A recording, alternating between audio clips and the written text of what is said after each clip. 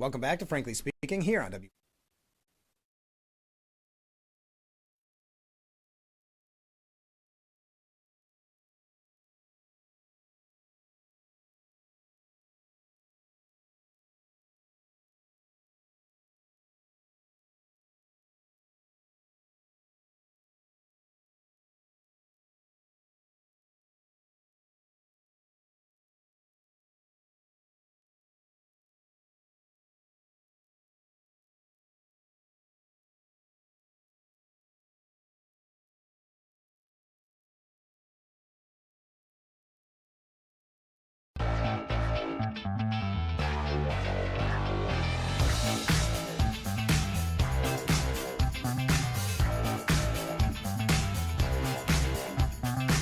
Well, good morning and welcome to Frankly Speaking here on WYDC TV Big Fox. I'm your host, Frank Aiken. We are broadcasting live from the Hesselson studio here on Marcus Street in Corning. As I understand, Corning Inc. gets ready to celebrate 175 years tonight.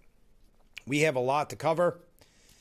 We're going to be talking about the Democrat Party infighting, the results in Arizona. We do have some New York State updates. Laundry list, everything breaking news. And I've got quite a few updates. Let's start with viewer messages. And I also want to remind you, though, that coming up in the 7 o'clock hour, right around probably 7:20-ish, we'll be talking with Doc Possum. We all know Doc Possum, well, from the numerous events he does in our area, but also from the Salvation Army Telethon. He sends in so many great songs, rockin' Christmas tunes. Well, Doc Possum's going to be our guest because he's got a lot of exciting things coming up. So he'll be joining us in the 7 o'clock hour. Okay, Mark writes in this morning and says, good morning. Well, good morning, Mark. New Jersey removes 6,600 citizens from voter rolls. So when the Democrats say there's no corrupt voting, it's a lie. Also, the Democrats are furious over the Supreme Court just handing Trump the most power of any president for 100 years.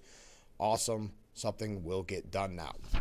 We're going to talk about the findings in New Jersey and how they're trying to twist it. Obviously, it is I don't know what else you could call it, a big public service announcement, a big ad for why the SAVE Act needs to be passed. We'll talk about it. But last night, a slate of Republican candidates endorsed by President Trump, including former NFL kicker Jay Feely, emerged victorious in the Arizona primary elections, while a Democratic Socialist House hopeful suffered a massive defeat. I don't think we need to go through each. Well, why not? Feely, who played for 6 teams, including the New York Jets and New York Giants, during his 14 seasons in the NFL, defeated former state lawmaker Joseph Kaplik in the Arizona 1st District race by 49.4% to 35.2%. The district, rated as a toss-up by the Cook Political Report, is being vacated by Representative David Swikert, who opted to run for governor, and expected to be in a hotly contested race in November. Feely, who was endorsed by Trump in January, touted his close ties to the president on the campaign trail. Again, I don't think we need to go through each of these. But the big wins for President Trump last night and his endorsements. Andy Briggs currently represents the 5th District, opted not to seek re-election and ran in the GOP gubernatorial primary instead. Biggs, who received Trump's backing in the governor's race, topped Swikert Tuesday night by a massive 71.5% to 15.6%. Now, we are going to talk about the Democrat Socialists of America taking over the Democrat Party. There's a lot about that this morning. But it should be noted, in the 4th District, incumbent Representative Greg Stanton, the Democrat from Arizona, fended off a primary challenge from Democrat Socialist Kay Newkirk. Newkirk, who accused Stanton of being too supportive of Israel. Yes, because we know specifically the Democrat Socialists of America, who are taking over the Democrat Party, but also the Democrat Party in general, has pushed this anti-Israel, anti-Semitic narrative. But saying that Stanton was too supportive of Israel and corporations and slammed the congressman's vote in favor of the Laken-Riley Act, was looking to become the latest Democrat Socialist of America member to unseat an incumbent. lost by a massive 68.1% to 31.9% margin. Okay. As an update from yesterday's broadcast, we talked about the Cubs game, where an older gentleman asked a younger person to stand up during the national anthem. It got to where he slapped him on the head and said, stand up, where the young person did. We've learned a little bit more about that. We had some back and forth on the program, some saying that it went too far with the slapping, but both were in the wrong.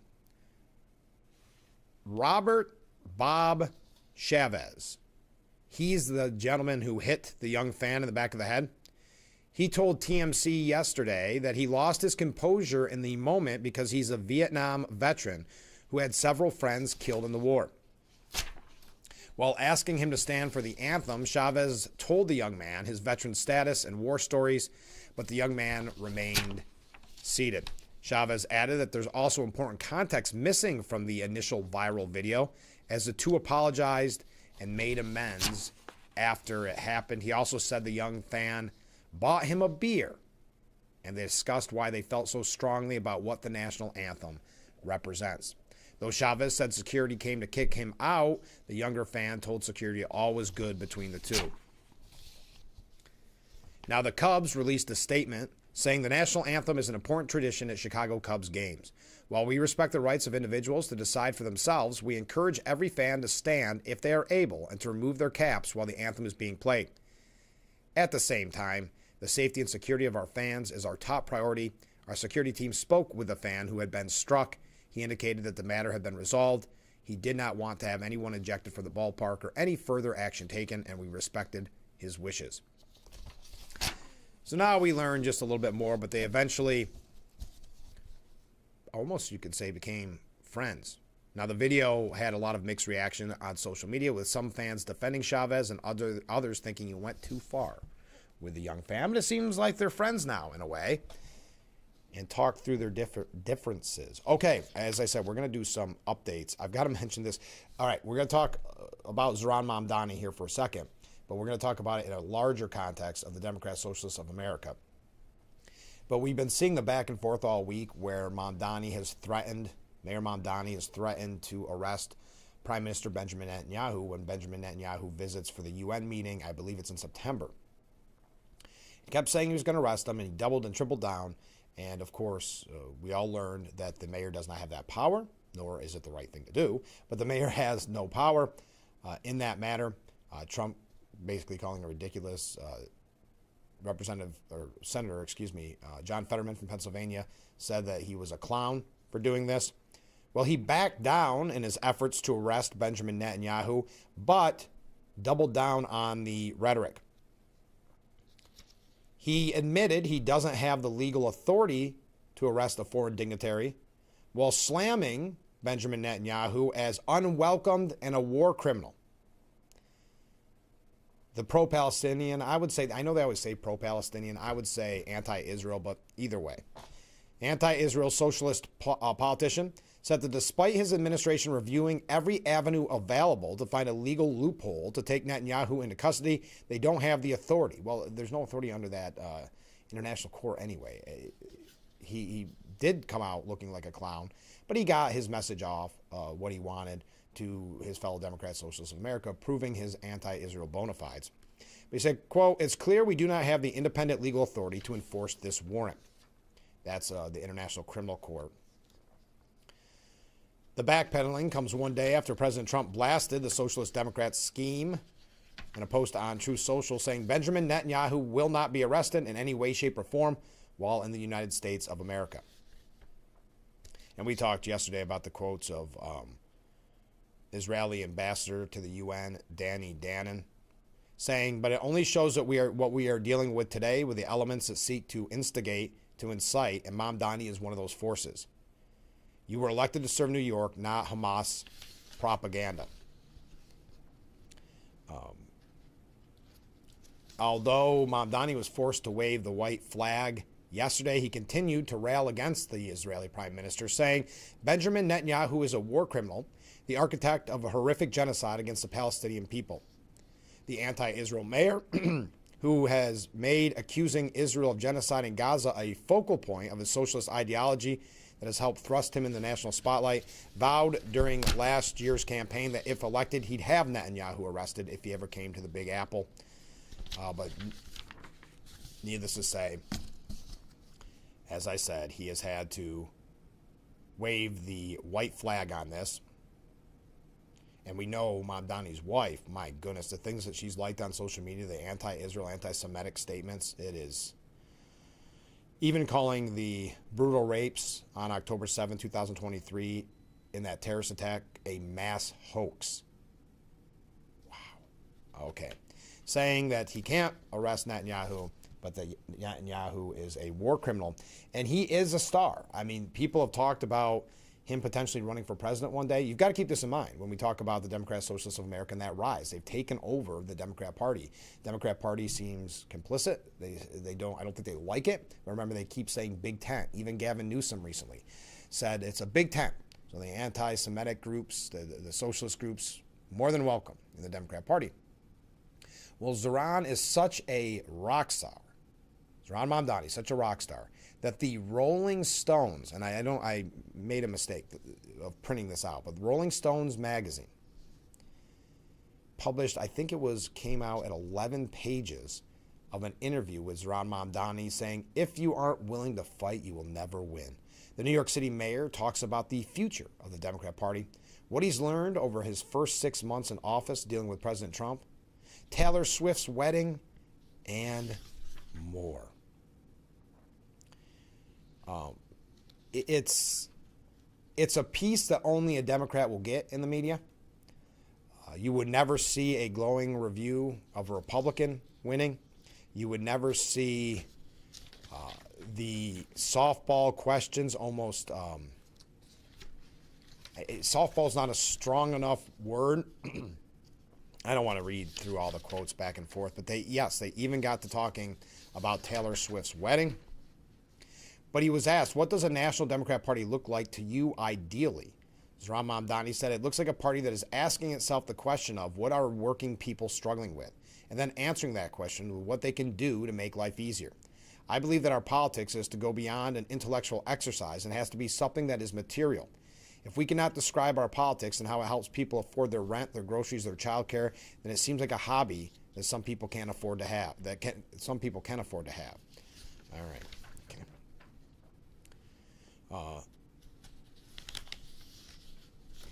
So there was, I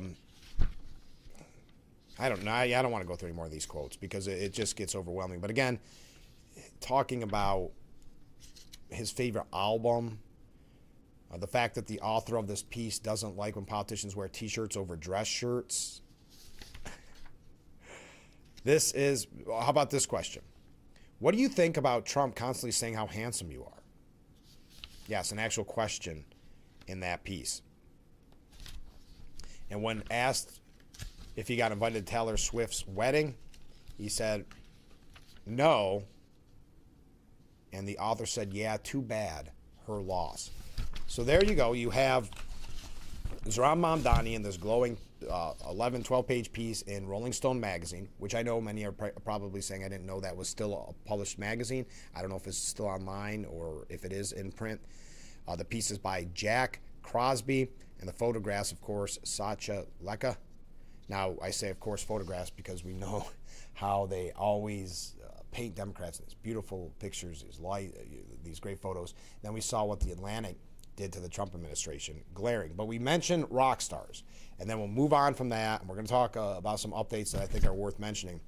But probably a few months ago, and I guess it comes up occasionally, probably more than it should, but Bruce Springsteen lecturing you. If you spend hundreds of dollars for a general admission ticket to a show, much of it is you being lectured about how bad the country is, how bad Trump is.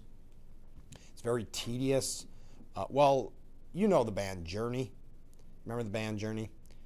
Well, Jonathan Cain from Journey weighed in on his fellow musician Bruce Springsteen, calling him an annoying, bitter old man for lecturing fans about Trump. He said, I used to be a Democrat back in the old days, but I couldn't get there anymore, you know? I'm a diehard conservative, and guys like Bruce Springsteen should shut up. You know, really, honestly, shut up, Bruce. You know? And I'm not going to go through all the quotes of illegal war, unconstitutional, all these things that he has problems with, what Springsteen has with Trump. But it's interesting because you don't see rock stars very often coming out in support of the president, even though that, and you've heard my argument on this, that is the most rock and roll thing to do.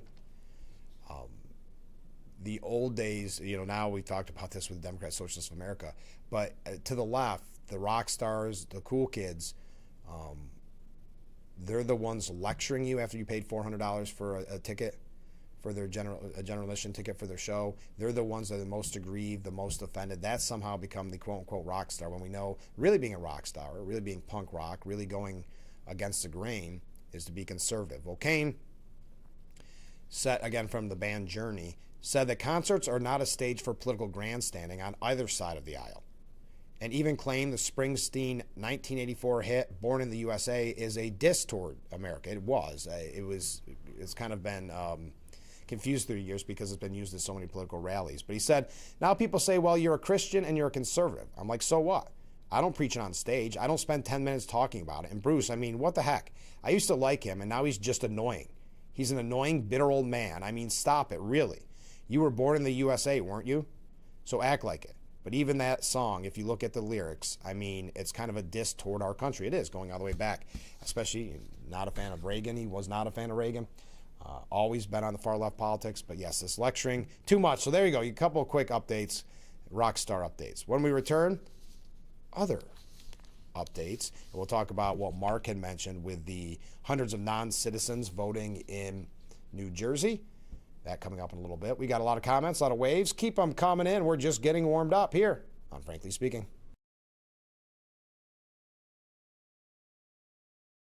Hi, this is Tom Witzel, owner of Hesselson's in Amara Heights. At Hesselson's, we care about your well-being and overall health, whether it's relieving stress, muscle recovery, increasing circulation, or just revitalizing the body. Hesselson's now has 2 complete line of infrared and traditional rock saunas in our new and expanded showroom. Come in today and see why owning a sauna is the start of your new healthy lifestyle. Hesselson's is still locally and family-owned and operated in Amara Heights. After 70 years, it's still fun to poke in the corners at Hesselson's.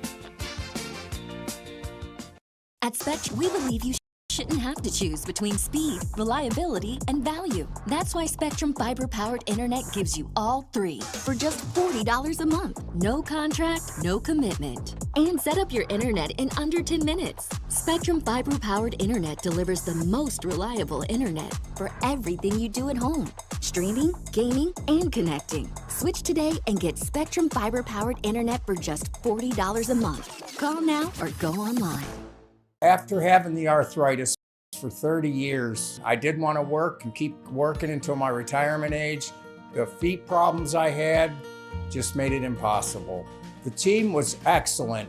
They go through everything step by step, help you right along the way. And after surgery, here I go again. We're back out. Moving around again is just amazing. And I'm very much appreciative of the care I received. It was exceptional. I'm meteorologist Brandon Weathers. We're on the backside of a cold front today. As such, it is cooler, drier, more comfortable. We have some sunshine and some breezy west winds driving those conditions into the area. A high of 74, then a cool summer night as we bottom out in the low 50s. A little on the cool side of average still, creeping a little bit closer to average over the coming days. So 77 on Thursday, 82 Friday, back to 87. The Frankly Speaking Roof Cam, brought to you by Boss Security in Horseheads. Contact them today for all your business and home security needs. We are back broadcasting live from the Hesselson's studio. Let's go through some viewer comments. This viewer writes in, I'm swearing out a warrant to have Mondami arrested on the grounds that he is an anti-American bigot as well as a communist insurgent. But I wonder if I have the authority to do so. Well, as much as authority as Mondani had, probably, to arrest Benjamin Netanyahu. I mean, what's weird is he kept pushing it, and we knew from his original campaign pledge of doing that it was not legal. All right, Ken writes in, I just watched Marco Rubio giving a press conference in the Philippines. Unless something dramatically changes between now and 2028, he would be my choice for the next president. His command of an audience, his knowledge of the issues, and his comfort in delivering a message are head and shoulders above J.D. Vance. Ooh. Ken's coming in hot this morning, getting the conversation going. What do you think? I know this has been kind of a fun mind game that we've all had, trying to decide who will be the lead dog, if you will, come November of the presidential year, which would be, 2028? Just had a mind blank there. 2028, yeah. That's J.D. Vance. You know, you see him at times, and he hits it out of the park. Then I don't think his interview with Joe Rogan was spectacular. I'm not saying it was bad. I'm just saying that it went down some unnecessary avenues in my mind. And this is not, there's no decision being made yet. But then you see Marco Rubio, whether he was controlling that press conference, whether it's at events like in the Philippines, he is doing a great job. Okay, quickly, I don't want to spend too much time on the Bidens, but the appeals court did reject Biden's bid to block the release of that ghostwriter recording. So when he was doing that interview, remember where they said he sounded like a kind of a feeble old man? It was about his biography and all these type things. He wanted that blocked so the American people couldn't hear it. A judge decided the opposite. Joe Biden lost his bid to block the release of audio recordings and transcripts of interviews with his longtime ghostwriter that were used in special counsel Robert Hur's investigation into Biden's unlawful hoarding of classified information. A divided federal appeals court ruled the 46th president's privacy claim did not outweigh the substantial public interest in the material, though it suspended its decision until August 3rd to allow the former chief executive to consider additional action. Following his vice presidency, Biden met multiple times with author Mark Zwanzer, who ghost wrote Biden's 2017 memoir, Promise Me, Dad.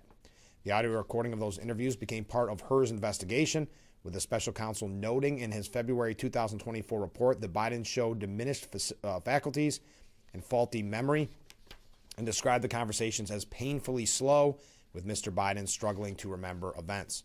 Ultimately, Hur declined to bring charges against Biden, in part because he believed the president would present himself to a jury as, quote, a sympathetic, well-meaning elderly man with a poor memory. So the Heritage Foundation initially sued the Justice Department back in March of 2024, seeking the transcripts and recordings under the Freedom of Information Act. Biden's attorneys have argued the conversation with Zonser were candid and always intended to stay private. Anyway, we don't need to hear the back and forth. But as of right now, that could very well be released, and we'll see. And remember, that's when that happened, when the Hur investigation was completed. Biden not only was president of the United States, he was on his way to a re-election campaign. And so that's why when you hear Dr. Jill Biden saying in her memoir that she never saw anything like that before, watching him on the debate stage, we know it's just factually not true. We know she's trying to rewrite history, just like Jake Tapper tried to rewrite history with his book. And the media's, I think, one of the, if not the biggest scandal in political history, presidential history, the covering up of Biden's mental and physical decline. Speaking of Biden's, if you've got a little extra spare change, Hunter Biden is still trying to charge $54,000 for one of his paintings. But you're saying, well, that's a little pricey. But guess what? If you spend the $54,000 for one of his paintings, you also get a video call with him. According to the operations manager of the Hunter Biden studio, Biden is selling a 36 by 36 inch canvas called Watchers for $54,000, and every sale includes a private video call with Hunter in which he speaks personally about the painting. And sources say he has recently appeared on the podcasts. Oh, we know that. He was on Nick Fuentes' podcast and Candace Owens. He went on these podcasts to not necessarily defend liberal values, but to prop up his stalled art career. The source, familiar with the Biden family, close to the Biden family, said Hunter doing the podcast thing is all about getting notoriety, and part of that media strategy is promoting his art. He is going where there is controversy. He knows that if he pitches podcasters on the left, no one would care what he has to say. He's completely, we'll say, made the left mad. All right, there you go. You can purchase for just a mere $54,000 one of Hunter Biden's paintings, and you get a video call with Hunter Biden. All right, enough on the Bidens. When we return, a couple of other important topics we need to discuss, such as the voter roll of New Jersey. We also have a lot here about the Democrat Socialists of America, if you will, taking over the Democrat Party. A few New York State updates as well. Stay with us. We'll be right back after this. Don't forget to visit our Facebook page at Big Fox News. Watch news from the Twin Tiers and catch local events on Facebook.com/Big Fox News. Give kids time. Just 5 minutes a day. Ask them how they're feeling. And listen.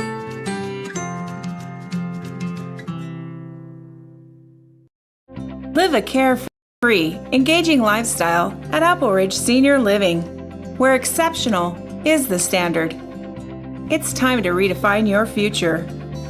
Pursue your passions and make meaningful connections. Enjoy an inclusive and customizable senior living experience. Everything you could want, more than you expect. Visit appleridgeseniorliving.com and schedule your tour today. Make this the summer Jeep event you've been waiting for. Save over $7,200 on all new 2026 Jeep Wrangler 2-Door Sports. Don't miss the Make This the Summer Jeep event. Drive home your new 2026 Jeep Wrangler today. Chilson Wilcox, selling cars a different way, the right way. Adventure starts here. Hurry in! When they're gone, they're gone.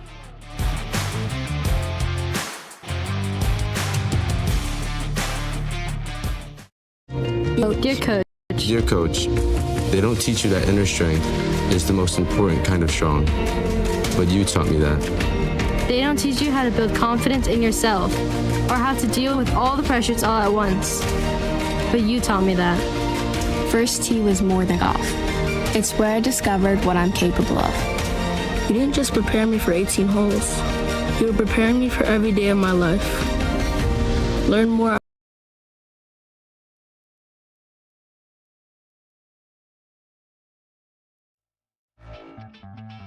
The Frankly Speaking Roof Cam, brought to you by Boss Security in Horseheads. Contact them today for all your business and home security needs. We are back, broadcasting live from the Hesselson studio here on Marcus Street in Corning. Ken writes in, Mom Donnie always knew that he couldn't arrest Netanyahu. Like almost everything he promises, he is pandering to the radical left, knowing he can't deliver, and blaming others for his failures. His followers will never blame him as long as he keeps that creepy, over-exaggerated smile on his face. You're right, Ken. They'll follow him to the ends of the earth. And look what happens when he's actually in charge. Look at the Legionnaire's disease and the death toll there and the failure of his administration. But they won't blame him. All they care about is out of all of that, it wasn't waving the white flag and saying he can't arrest Netanyahu. All they care about in his speech was that he called Netanyahu a war criminal. They don't care. It's not about substance, as you said. It's about the over-exaggerated smile on his face and the viral videos. That's what they actually care about. Comment from a different viewer, from Mark. Frank, you're part of the Republican Party. Do you know where we can get Bruce Blakeman yard signs? I don't as of yet. I want to say Chemung County had some, but I think most of the times the campaign offices open after Labor Day. I haven't even seen them out, I shouldn't say that. I saw one, must be a real insider, had one in their yard, but that's all I've seen. So if I hear of anything, next time we talk, Joe Sempolinski, he's also not just a former congressman and current assemblyman, he's the chair of the Steuben County Republican Party. Next time we talk with him, I'll ask if he has any insider info on that. But as of right now, like I said, I've seen one. But I know they are starting to trickle out, and I think Chemung might have some. So if I hear anything, I'll let you know. All right, the House passed a stopgap bill aimed at preventing a government shutdown before the midterm elections. The short-term spending bill would ensure the federal government remains open through December 4th, well past the September 30th funding deadline and the November 3rd midterm elections. The so-called continuing resolution cleared the lower chamber in a, well, they screwed up the date, or the number, and they added a date. So I think it must have been 220 to 205. 6 Democrats broke with Democrat leadership and voted with Republicans to pass the measure. Wow, that's rare. It was Representatives Kathy Castor, Henry Cooler, Don Davis, Jared Golden, Vincent Gonzalez, and Gabe Vasquez. Kind of surprising there to keep that stopgap funding in place. And guess who voted against it? The only Republican to vote against it. One classy Thomas Massey. No surprise. He was already pretty petty before he lost his race because of Trump. So he's going scorched earth here at the end. But he was always a solid no against Republicans. He was always going to be a fly in the ointment. He liked that attention. He liked being the contrarian and always voting no. Now, the measure now heads to the Senate, of course, where Senate Majority Leader John Thune is expected to put it up for a vote before senators take a month-long recess in August.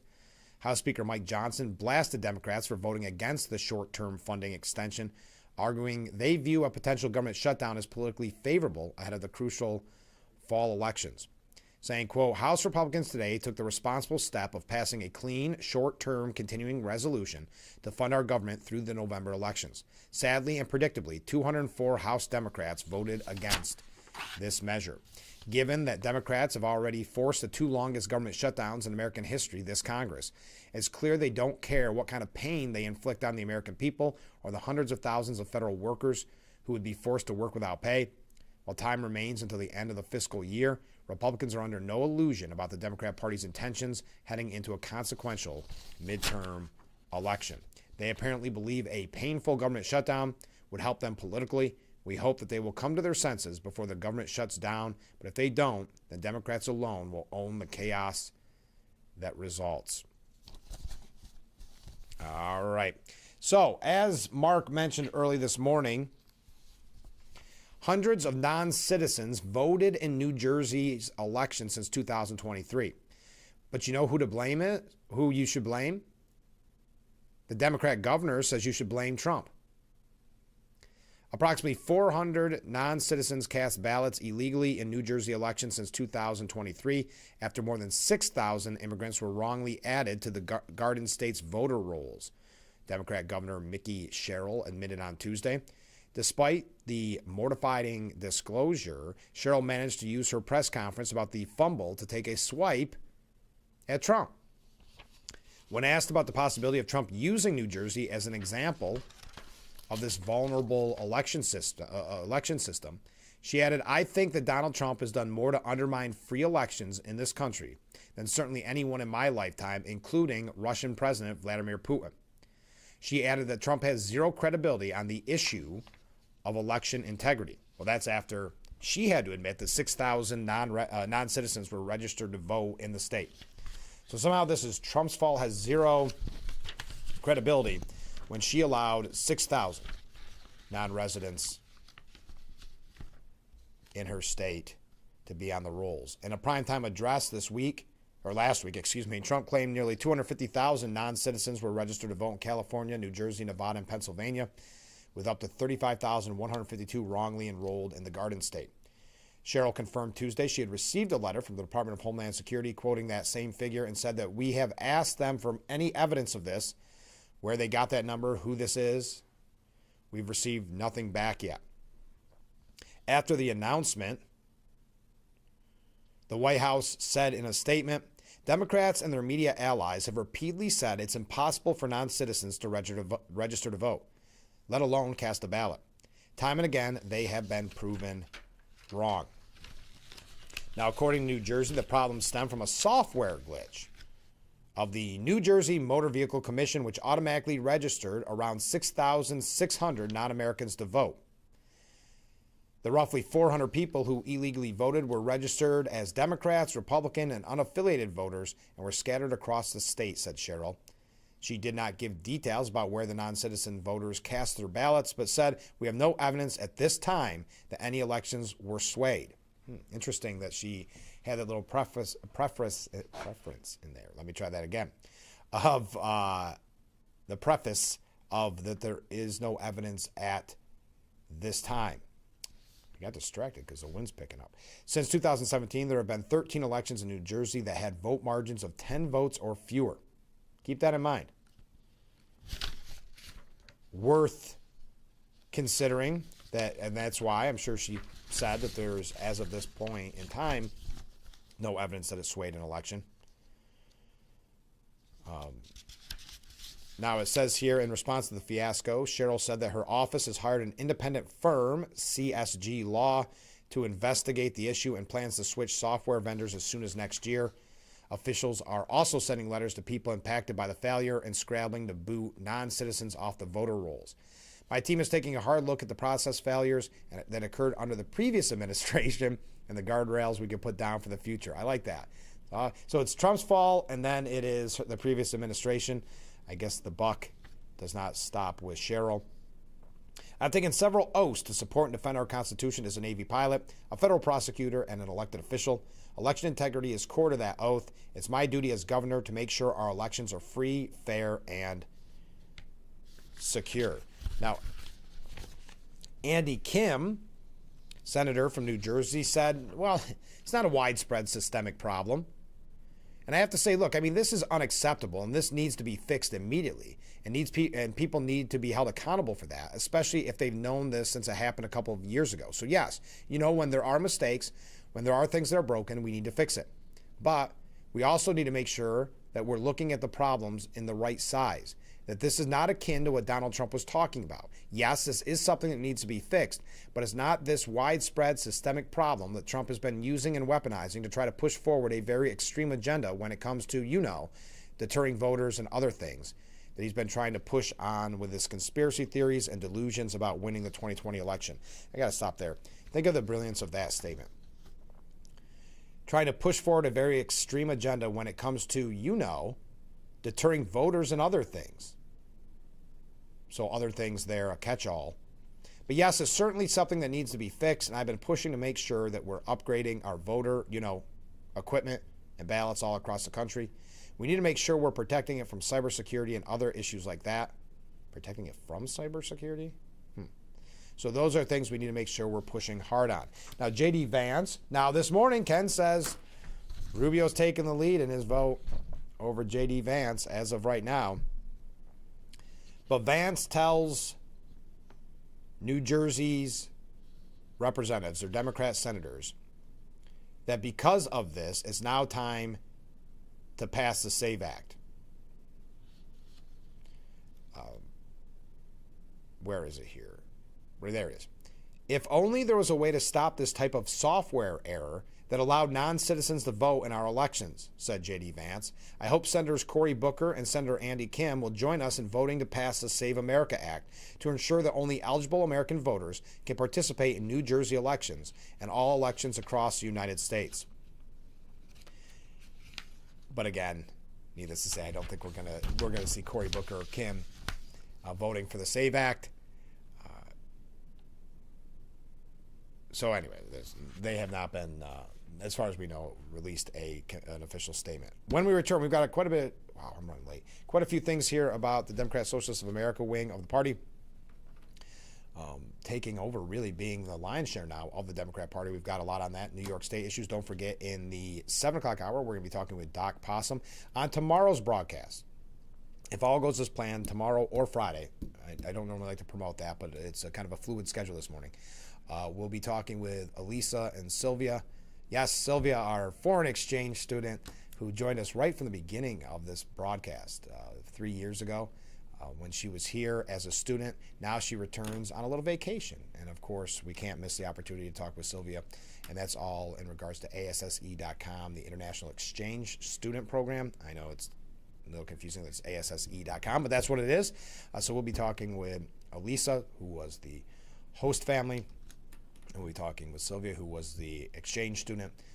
Give just an update on how Sylvia's doing and tell you a little bit more about that exchange program. That'll be on most likely tomorrow's broadcast. But with all of our interviews, you can always check out the kind of rebroadcast, if you will, on our YouTube page or on WYDCTV.com. Stay with us. We got to take a short break. We'll be right back.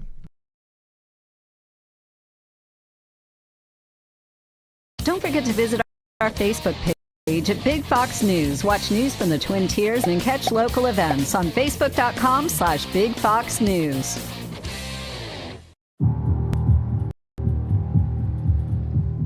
United Way fights for the health, education, and financial stability of every person in every community. Will you?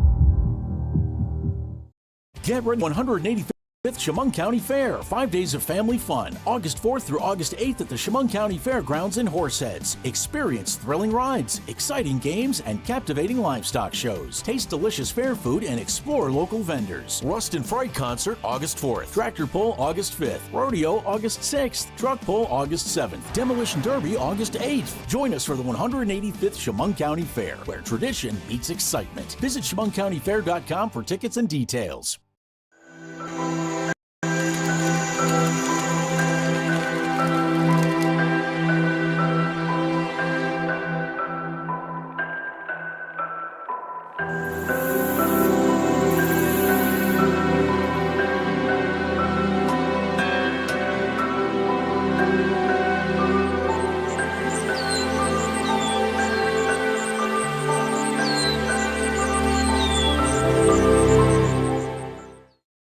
Hi, I'm meteorologist Brandon Weathers. We're on the backside of a cold front today. As such, it is cooler, drier, more comfortable. We have some sunshine and some breezy west winds driving those conditions into the area. A high of 74, then a cool summer night as we bottom out in the low 50s.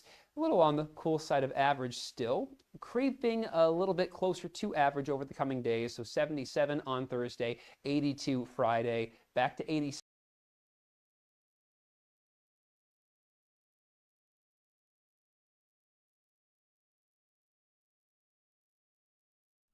The Frankly Speaking Roof Cam brought to you by Boss Security in Horseheads. Contact them today for all your business and home security needs. We are back broadcasting live from the Hesselson studio. Mark writes in and says, I saw a clip where Trump is not going to endorse Rubio or Vance. They claimed he will endorse his own son. I don't think that's the case. I think that might be, I'm not going to say wishful thinking. I think that's just people trying to overanalyze the scenario. I don't believe that to be the case at all. But no, I don't know if he'll endorse. They say he really enjoys kind of the speculation about who's it going to be. He'll ask people who do you like better. So no, I don't believe that'd be the case. Ken writes in, Cheryl must have discovered that someone found out that about over 6,000 illegals that were registered to vote and hundreds that voted. So she worried to get ahead of it and blame the previous governor. I would agree. If that many illegals were registered to vote and hundreds voted in New Jersey, how many, quote, mistakes were made in the other 16 plus blue states, especially New York and California? The sad truth is that this will pale in comparison to what is coming in the future. The 2030 census will be counting millions of illegals and will change the amount of legislators in the House from some states, and eventually the illegals will be on a path to citizenship and voting either from amnesty or anchor babies. Thank you, Ken. I do appreciate that. And I would agree. Let me see. Did you send it to me? Yeah, I appreciate that, but I don't see a scenario where Don Jr. is running. Okay, Democrats' top Senate candidate in Maine, Troy Jackson. We talked about him yesterday, and this is just kind of dipping our toe in the water to start talking about the Democrat Socialists of America. He's the one that took over Graham Plantner campaign, essentially. He's got an anger issue. But anyway. He won't support Chuck Schumer for leader. This is kind of a new litmus test that the Democrat Socialists of America have. He said in an interview that he was not sure he wanted the support of Senator Schumer either. So he's not going to support him as leader, and he doesn't really want Chuck Schumer's endorsement. Ooh. Yeah, he said he would not want Chuck Schumer in the party's leadership, and that he's also not sure he would want Mr. Schumer's help in the general election. Quote, the Democrat Party needs to have a different approach, getting people back in the party, getting working class, everyday people back in the party, and I don't believe it's going to happen with Senator Schumer. Mr. Schumer, who has grown deeply unpopular with the Democrat base, but his comments are notable because he has little time or money to build a campaign after Graham Plattner's unexpected exit following a rape allegation. This coming from the Washington Post. The Republican incumbent senator, Susan Collins, is backed by an array of well-funded conservative groups. We don't need all that. I have to find out what that entailed, meaning if he got Chuck Schumer's support. I mean, if his help comes absolutely no strings, I would say, possibly. There'd have to be no strings. He's raised just Mr. Jackson has raised just $1.2 million in his unsuccessful campaign for governor this year. Now we'll see where it leads as he runs for Senate. He said, Susan's got 12 million, I got 12. And I'm hopeful that, we're going to tell the story about what we want and we're going to be fighting for, and people are going to come on board. Anyway, so not only is he not supporting, Troy Jackson not supporting Chuck Schumer for leader, he also doesn't want any help from Chuck Schumer. Whew, okay. Speaking of, we'll speak about that here in just a little bit. Thank you for the video. It's tough for me to watch videos. I will check that out after the broadcast because sometimes the audio leaks through. All right, we got to take a short break. Stay with us. We'll be right back after this.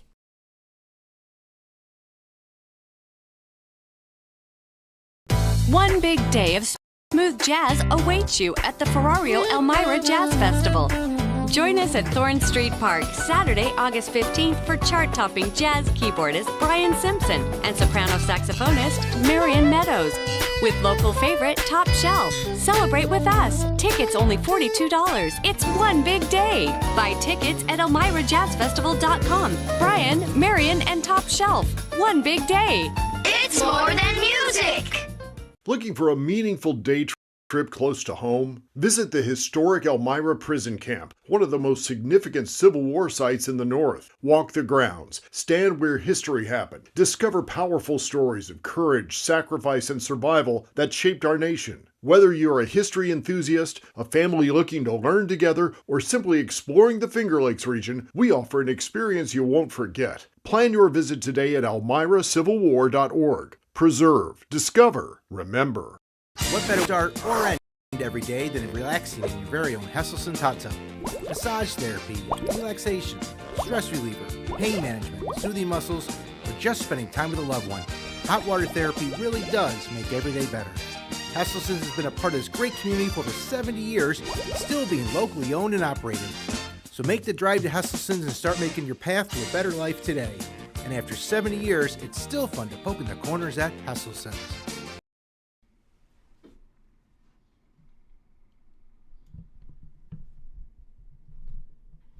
The Frankly Speaking Roof Cam brought to you by Boss Security in Horseheads. Contact them today for all your business and home security needs. We are back broadcasting live from the Hesselson's studio. So we're talking about Chuck Schumer. Well, it's also Hakeem Jeffries, who's being scrutinized, not as much as Chuck Schumer, but being scrutinized by the Democrat Socialists of America. Well, more than 100 liberal Democrats, including card-carrying members of the Democrat Socialists of America, sent a letter to Chuck Schumer and Hakeem Jeffries to push the party leaders to sign on to the Abolish ICE movement. Now, keep in mind, it was James Carville, a far-left Democrat, who worked for the Clinton administration. James Carville, who said abolish ICE, is turning into a defund the police, a non-winning issue.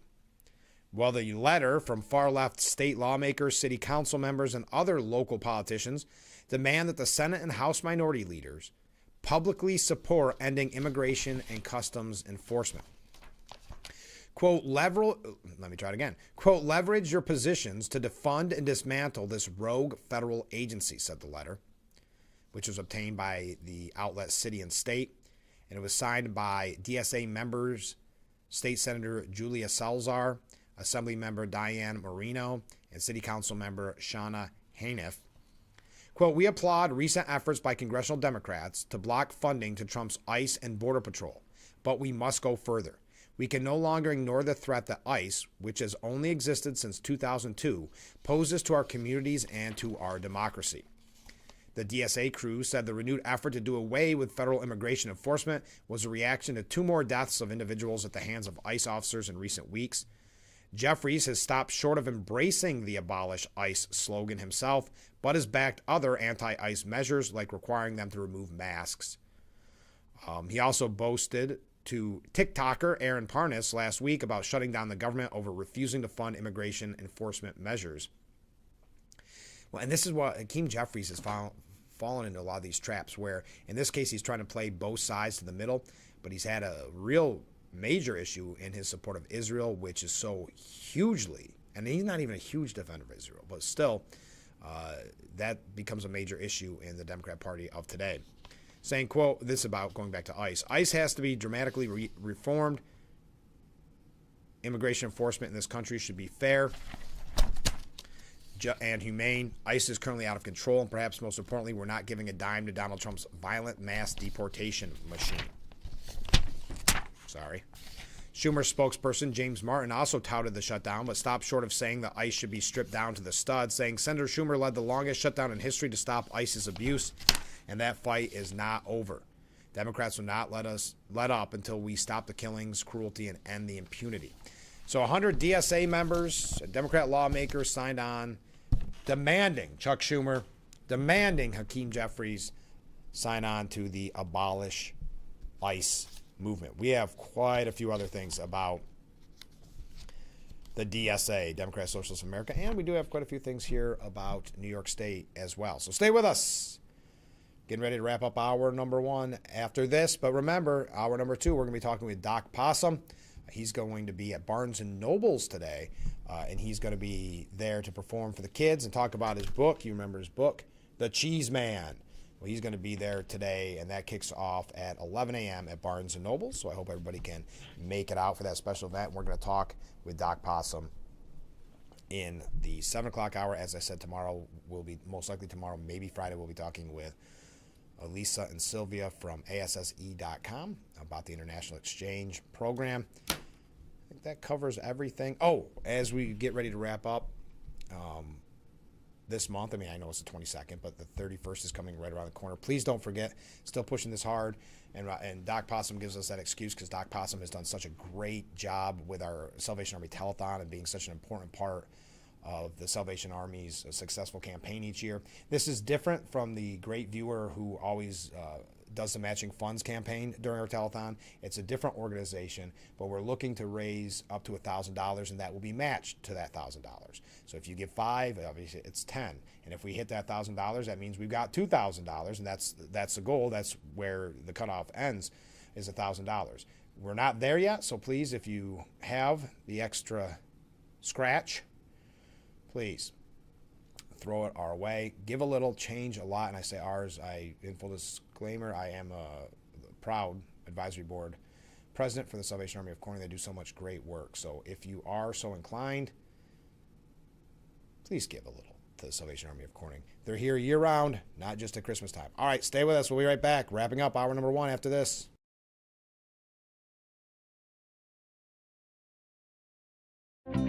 Live a carefree, engaging lifestyle at Apple Ridge Senior Living, where exceptional is the standard.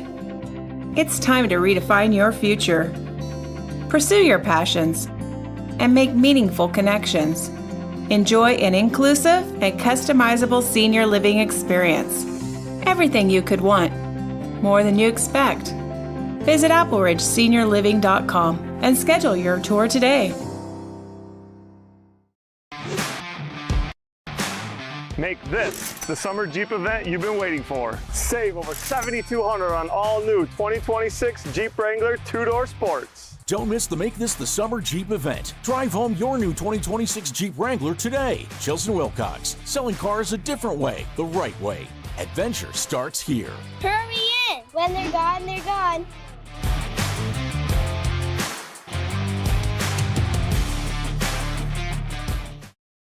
Hi, I'm meteorologist Brandon weathers. We're on the backside of a cold front today. As such, it is cooler, drier, more comfortable. We have some sunshine and some breezy west winds driving those conditions into the area. A high of 74, then a cool summer night as we bottom out in the low 50s. A little on the cool side of average still, creeping a little bit closer to average over the coming days. So 77 on Thursday, 82 Friday, back to 87 on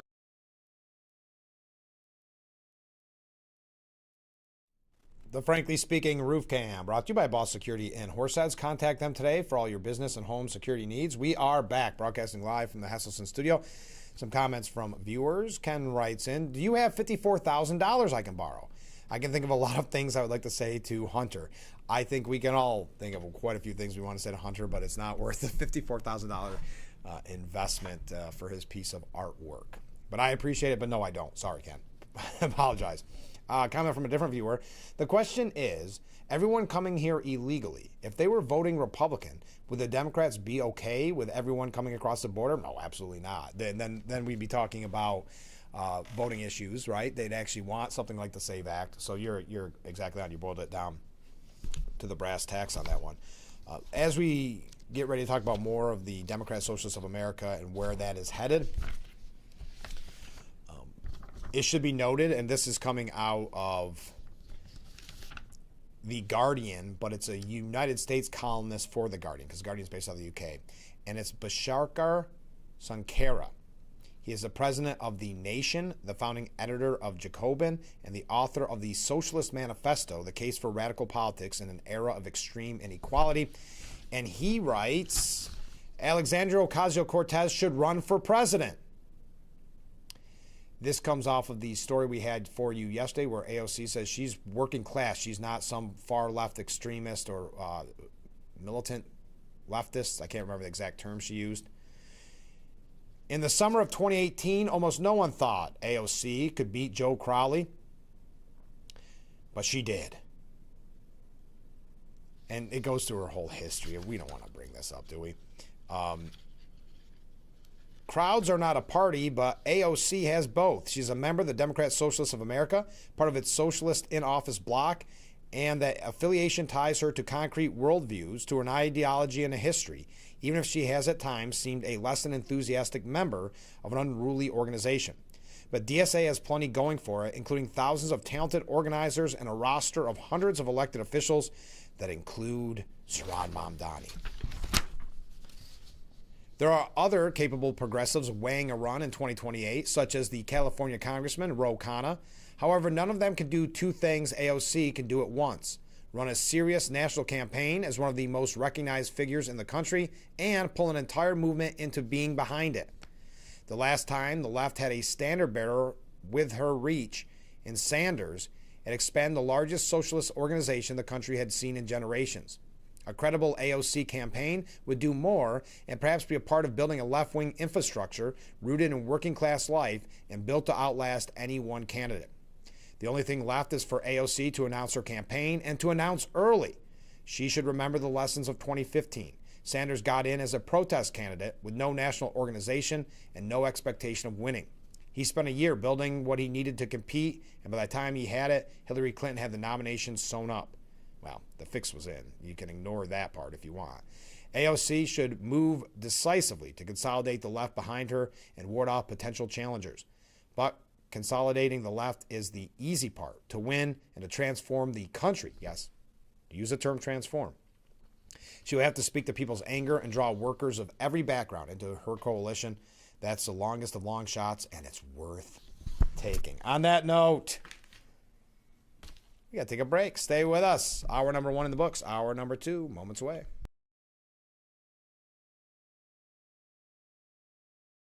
Join the Senior Services Fund for Bubbly and Brunch Sunday, July 26th at the Corning Museum of Glass at 11 a.m. Enjoy a wonderful brunch experience while supporting a cause that helps local seniors remain safe and independent in their own homes. Join our online or silent auction to support the fund that makes aging in place possible for so many in our community. Gather with friends, raise a glass, and make a meaningful difference. Bubbly and Brunch, July 26th at 11 a.m. For tickets and details, visit SteubenSeniorServicesFund.org. Time to go to the gym? The health club is not an option? Come to Hesselson today and see why swim spas and fitness systems can fit into anyone's yard and budget.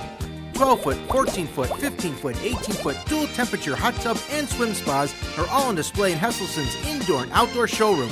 Try before you buy. 0% interest-free financing options are available on every Hesselson swim spa. Swim and exercise year-round and start making every day better. After 70 years, it's still fun to poke in the corners at Hesselson's. Thousands of North Atlantic right whales used to swim along the east coast of the United States and Canada. Collisions with ships and entanglement in fishing gear are killing these magnificent animals every year.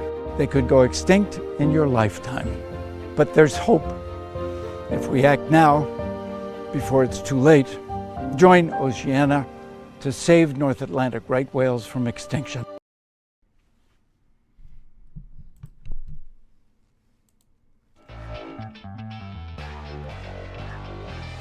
And we welcome you to our number 2 of Frankly Speaking here on WYDC TV Big Fox. I'm your host, Frank Acom. We are broadcasting live and proudly from the Hesselson studio here on Market Street in Corning. Coming up in about 15-20 minutes here, we're going to be talking with our good friend Doc Possum, so make sure you stay tuned for that.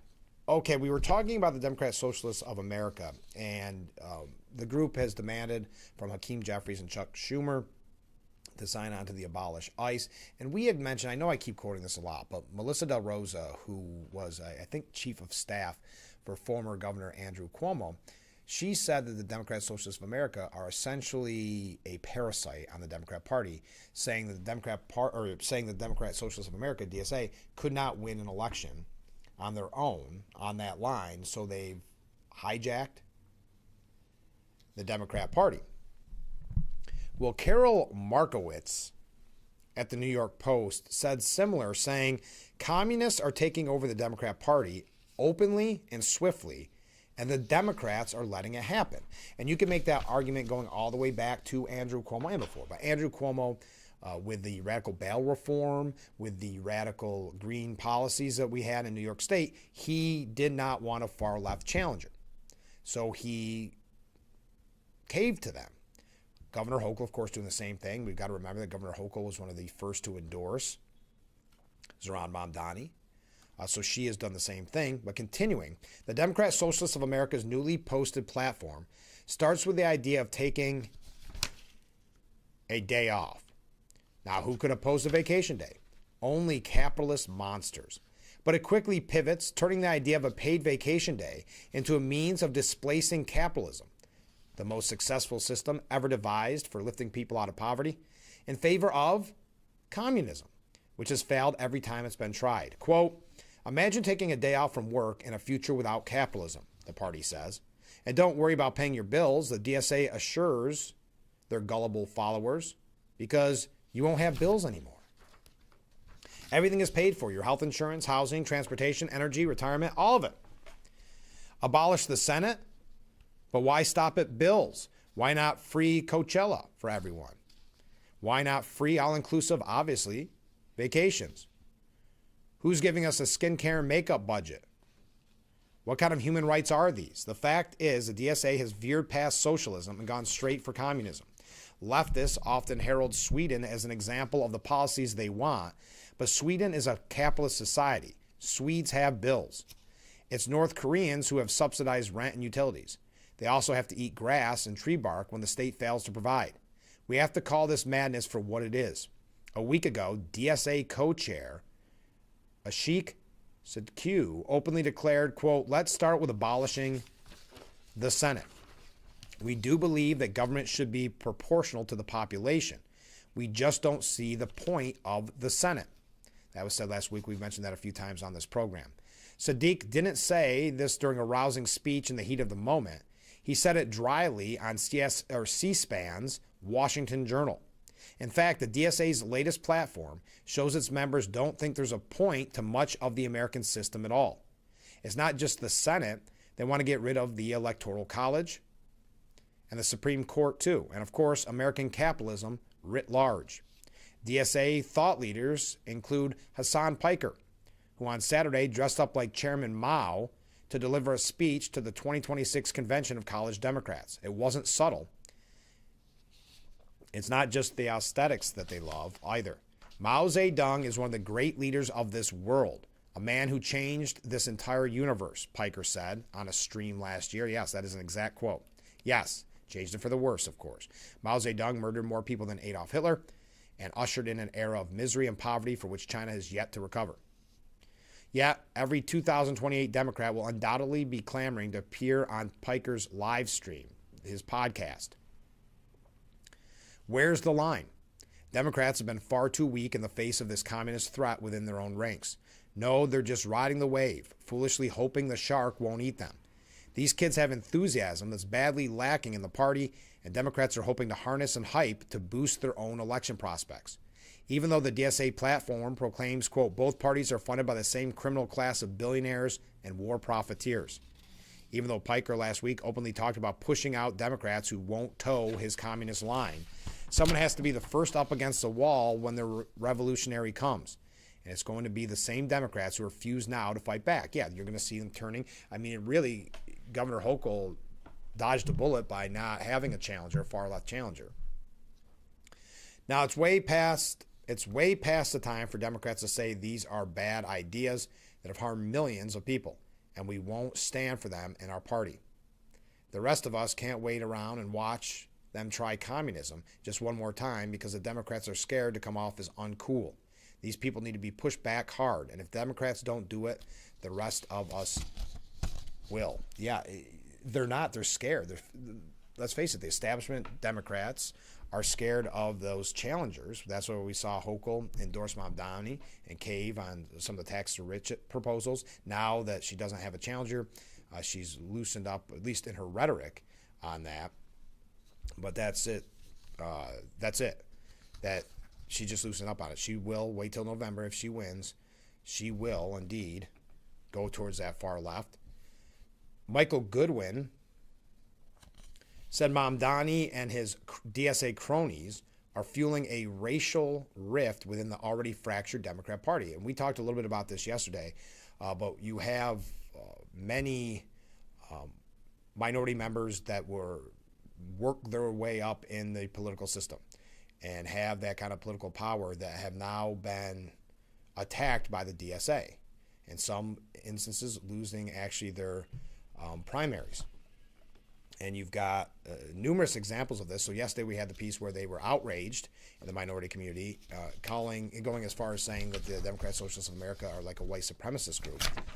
Michael Goodwin notes, the explosive charge by a black politician that Mayor Mamdani and his socialist army are guilty of white supremacy reveals another front in the war for New York launched by the radical left.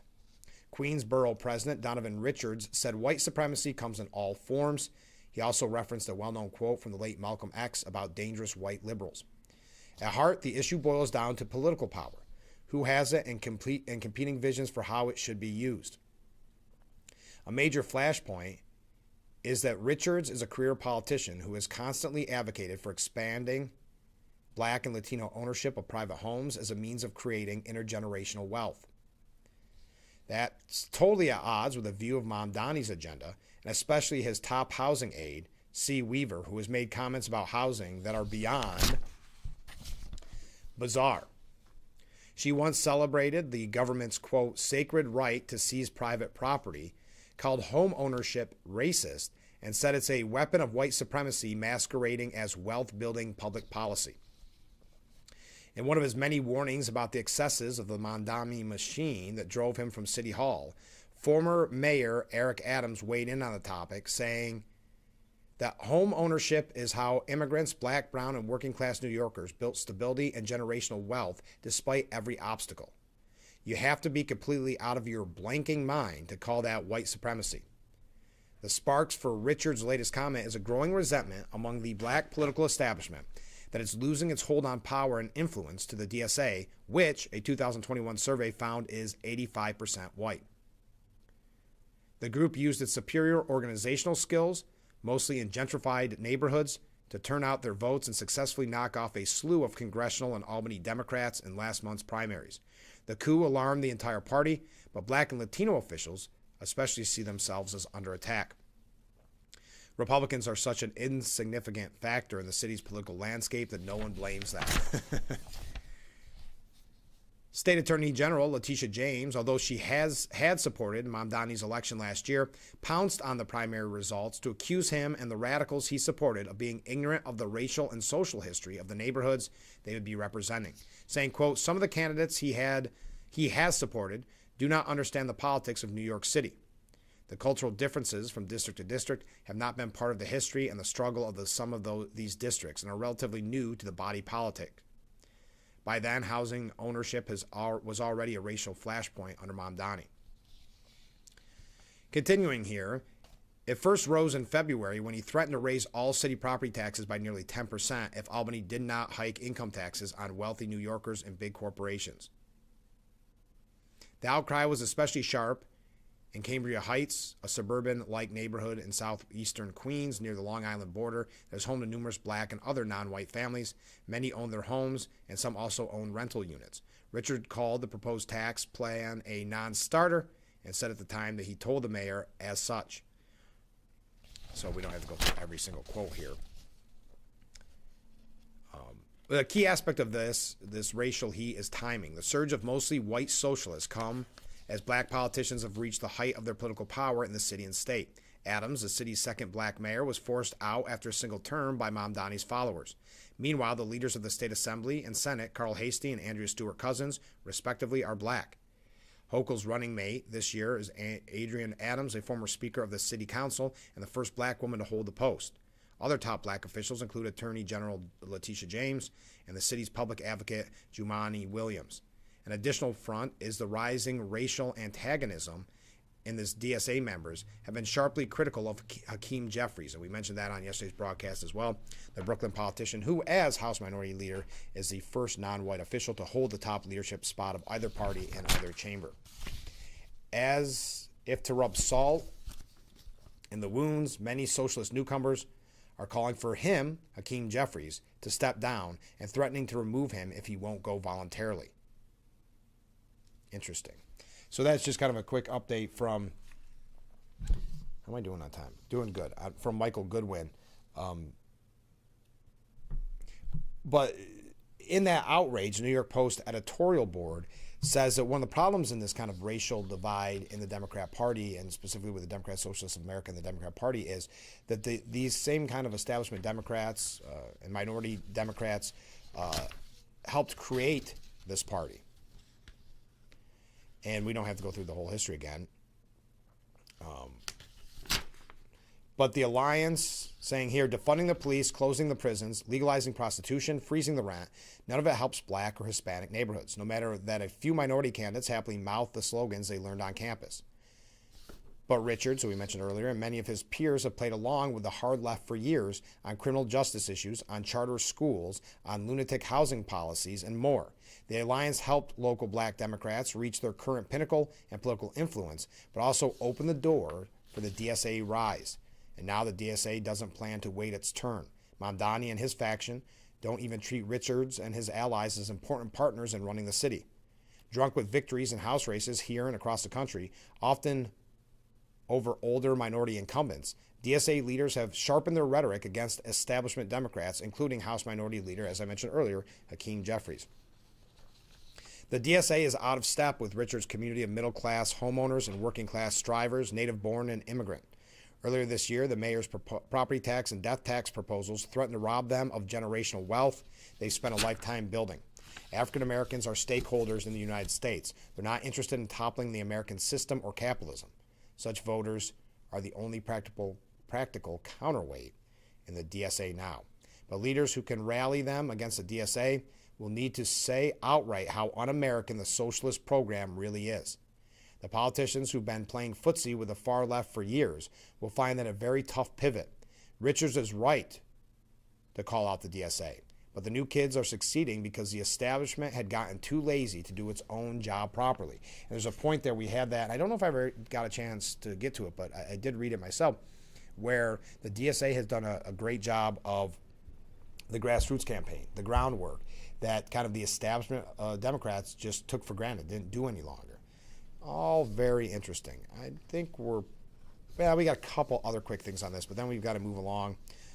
If you are just joining us, we mentioned it in the 6 o'clock hour, but Trump-backed candidates in Arizona won overwhelmingly. We did have a Democrat Socialist of America get defeated very soundly. We've got a couple of New York State updates. I see a lot of comments coming in. Stay with us. We'll be right back with Frankly Speaking after this. Go to your local library, create with the 3D printer, release your inner audio engineer or sewing machine rentals, all with your library card. Go to your local library today. Give kids time. Just 5 minutes a day. Ask them how they're feeling. And listen.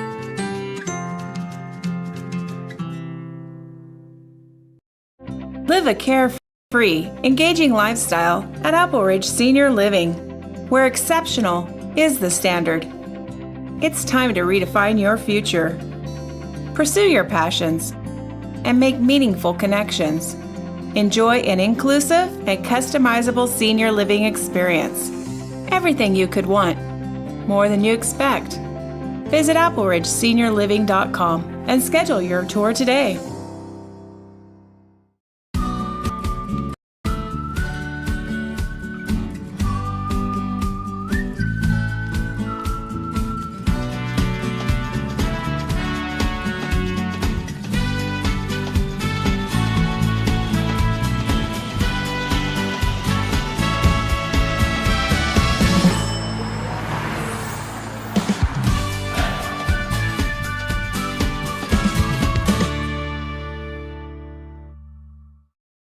I'm meteorologist Brandon Weathers. We're on the backside of a cold front today. As such, it is cooler, drier, more comfortable. We have some sunshine and some breezy west winds driving those conditions into the area. A high of 74, then a cool summer night as we bottom out in the low 50s. A little on the cool side of average still, creeping a little bit closer to average over the coming days. So 77 on Thursday, 82 Friday, back to 80.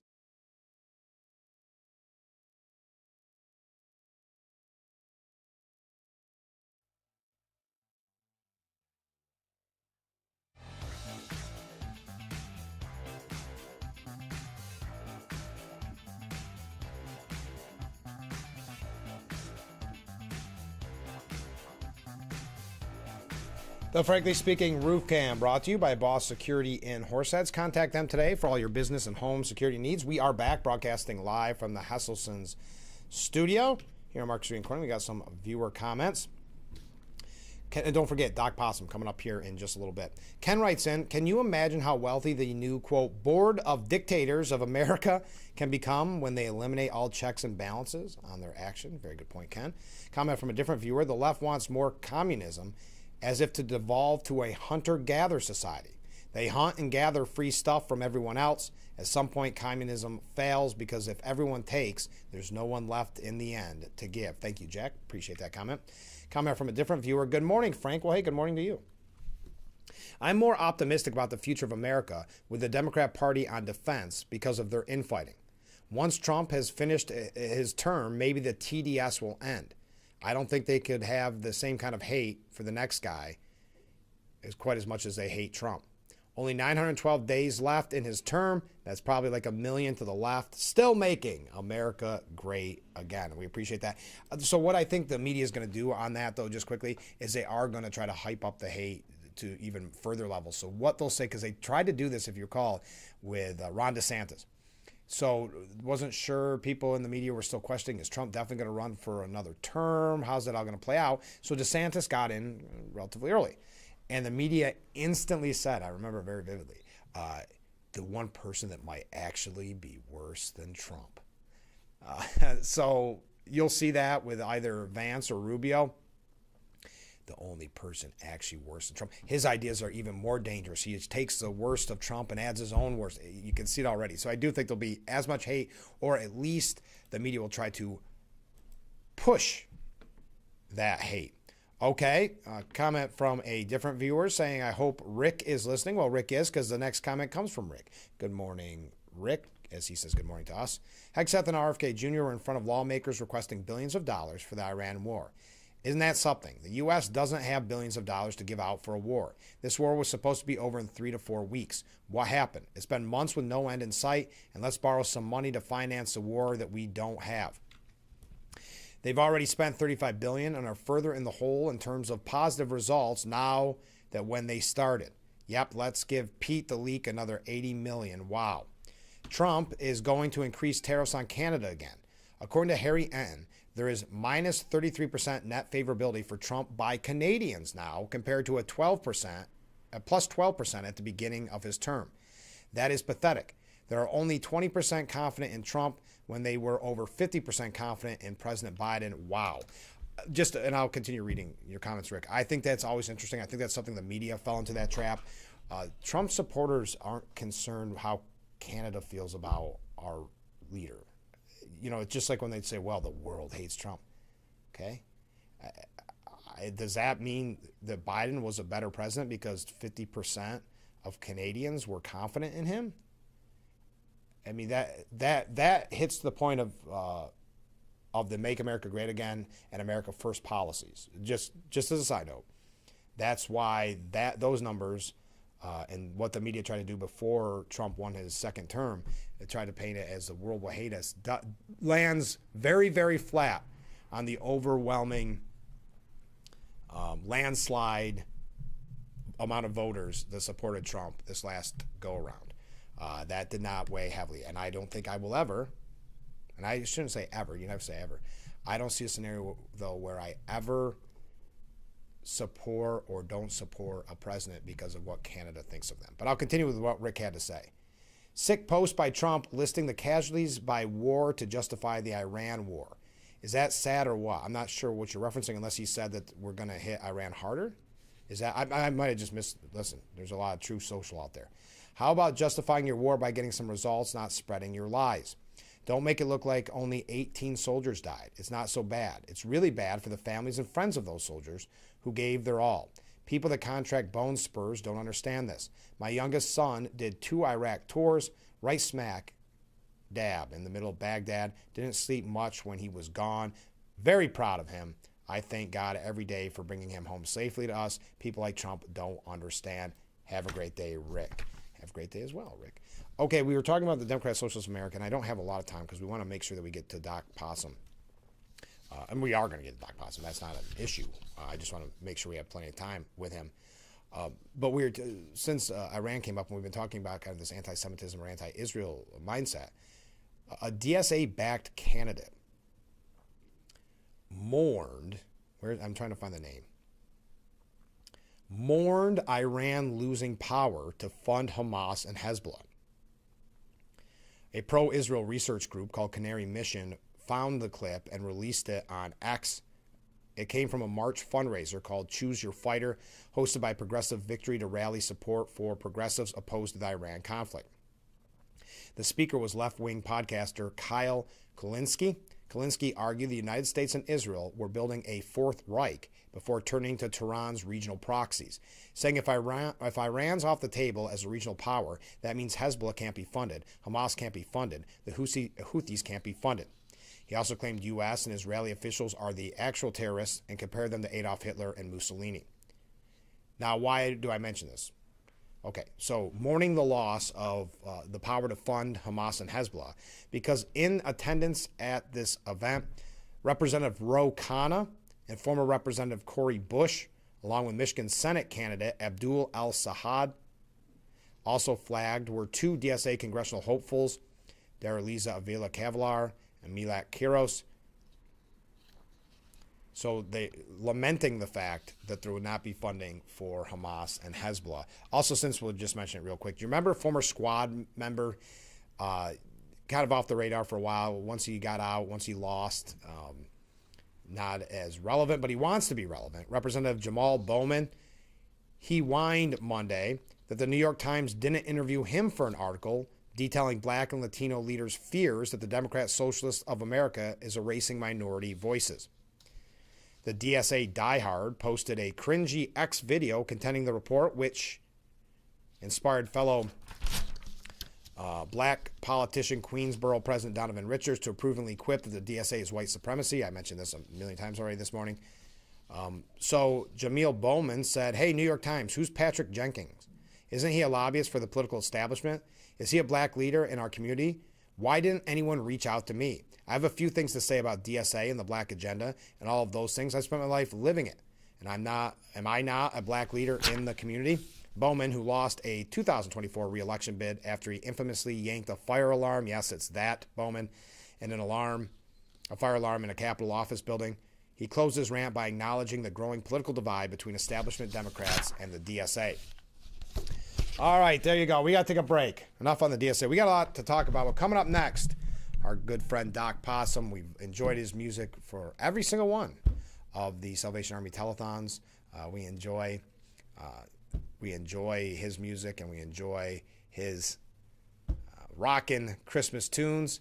So now we're going to hear from the man himself, Doc Possum, when we return. This is Frankly Speaking here on WYDC TV. Big Fox, stay with us.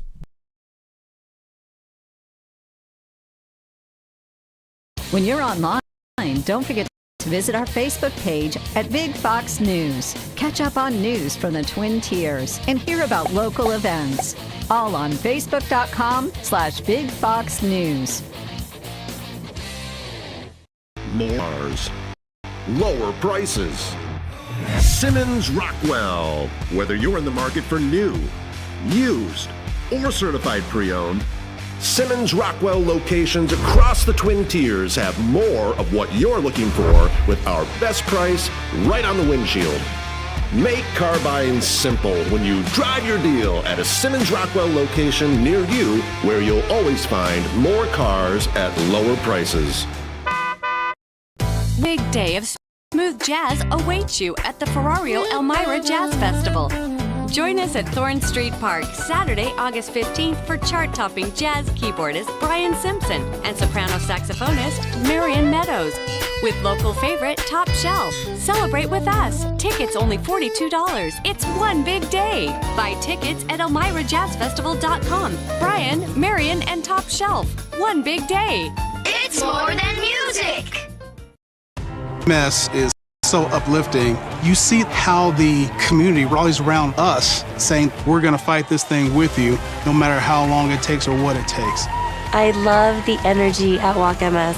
It is community, it is family. I can ride that high for the rest of the year. A cure is on the line for me. A cure is on the line for all of us.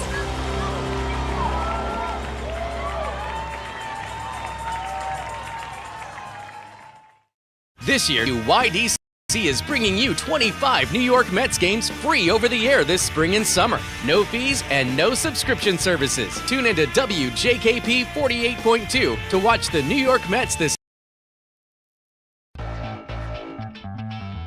The Frankly Speaking Roof Cam, brought to you by Boss Security in Horseheads. Contact them today for all your business and home security needs. Welcome back to Frankly Speaking here on WYDC TV Big Fox. I'm your host, Frank Aiken. We're broadcasting from the Hesselson studio, and in that studio, finally in the studio, finally, Doc Possum. Welcome, buddy. Thank you so much. Wonderful to be here. Well, it's an honor. Let me first say thank you. I know I've talked to you off the air, but never once on the air. Thank you so much for the great music for the Salvation Army Telethon every year. Oh, that is my pleasure. Thank you for allowing me the opportunity, because 'tis the season, right? It is. So, of course, we're going to be asking you back. Yeah, it's I look forward to it every year. Oh man, likewise. And it's like, what I'm thinking about, what do I do now? Is there a new song to do? Right. You know, like anything new down the way, or stick with something really cool, rock it out, keep it mellow. Who knows? I'm already thinking about it. Who knows? And it'll be here in no time. That's the sad true. thing. I'm not rushing things. No, but bring it on. No, but you've been doing, and this is something that I think most people know about you. You do so much for the community, whether it's a telethon. But tell us about the Reading and Rocking tour that you're a part of right now. Well, thank you for asking. It's something I'm just really officially kicking off tomorrow at Barnes & Noble down in Horseheads at 11 o'clock. It's something that it's been in my repertoire for a couple years when I visit the schools and things of that nature. Reading and Rocking is just a chance for me to mirror some storytelling with some music and hopefully throw the themes in there, whether it's usually based on character education, something for the kids, definitely trying to push a little more civic-minded stuff this time, especially during this 250th anniversary of our country. Absolutely. Get the kids to know what a great country we have and keep loving it like, you know, we all hope they do. Exactly. And keep promoting that along with the good values that we can hopefully just have a chance really to get along, clap your hands, sing along, get some therapy out of it, you know, some relief for me and you and everybody else. And I bet you the parents like as much as the kids, don't they? That's the idea. Yeah. Let's hope. Yes. You know, because that's why, you know, we rock it a little more than kind of maybe stuff you might have heard, you know, back in the day, if you're thinking of like, you know, just like, how much is that? You know, it's cool. It's a cool song. But, you know, we're like, come on, let's rock, little baby. Come on, let's rock. That's awesome. I can see. Everybody gets involved. Yeah. So that's Reading and Rocking. It's actually today, Wednesday, July 22nd, 11 a.m. at Barnes & Nobles. And you just do so much like this throughout the community. And we're going to talk about Silver Stage Senior Centers. But what is so special about playing in front of kids who maybe, this is not typically maybe their kind of music? Is that fair to say? Oh, no, that's totally. Yeah. I mean, because that's the other mission to me. Like, I'm a history teacher, retired, right. You know, but lifelong lover of history. Big proponent and advocate of all local things, history too. So that's always been one of my major things. But with that, you know, a lot of kids, there's a lot of choices out there. Not everybody's going to turn on Chuck Berry or the Beatles or Elvis, as pioneers as they are to us and what we knew them as. And as it should be, people have new pioneers, as every generation should. Of course. But we can't forget the foundations, right? And this is a chance for me to keep that connected. And I'm telling you, I don't care where we are. We've been all over the place doing this type of music for all sorts of types of people. Oh, yeah. Young, old, whatever. You give them some rock and roll, and if they never heard it before and anybody never told them you shouldn't like that, they're loving it. Of course. You know, just like with most things. Yeah, and it's, I mean, it gets stuck in your head these things. Now, tell us, for those who don't know, and I have the book here, tell us, I have a tambourine, I'm making noise. That's right. Tell us about the Cheese Man. Ooh, okay, well, Cheese Man is actually, it's one of the first children's songs, kid songs that I ever wrote way back in the day. It had some different lyrics back in the day. Okay. Some of you other older Doc Possum fans might know what I'm talking about, but that's for a different day. Okay. So it's more family friendly now. Okay, sure. Okay, now I get it. Yeah. So basically, it was just a little ditty, and I had that and another song called I Don't Have a Dog. And believe it or not, at the time I was in a grunge band, like Doc Possum when we first started, all local here, with 4 guys, all local guys out there. You know, we were a grunge band trying to do the whole Green Day Oasis thing and everything, having fun with it and everything. But in the meantime, in my downtime, I was writing, like I always did, little ditties like that. And Cheese Man is basically the introduction to that world for me and most of my Doc Possum fans when you saw the transition from, you know, grunge rock to, hey, family-friendly stuff as well. Right. So we just, like I said, we changed the lyrics and made it a little more fun. We kept all the rock there. We just made the lyrics a little more innocent and stuff like that. And Cheese Man is a representation of that. Since that time, that was over 20 years ago. Oh, wow. The song itself, millions of plays, all that kind of great stuff. My stuff, thankfully, has been featured on, like, Kids, Nickelodeon, Radio Disney, all that kind of stuff. Oh, yeah. We went down to Viacom. We had a meeting right there with the executives of Nickelodeon telling them what they're going to do with my music and stuff. Wow. And at the time, Frank, I swear to God, this is what happened. You can ask my drummer, he was with me. I was like, you know, I just got offered a job teaching full time. I got kids at home that are little. I said, as much as I want that kind of lifestyle, it would be great to move here and try to that. Yeah.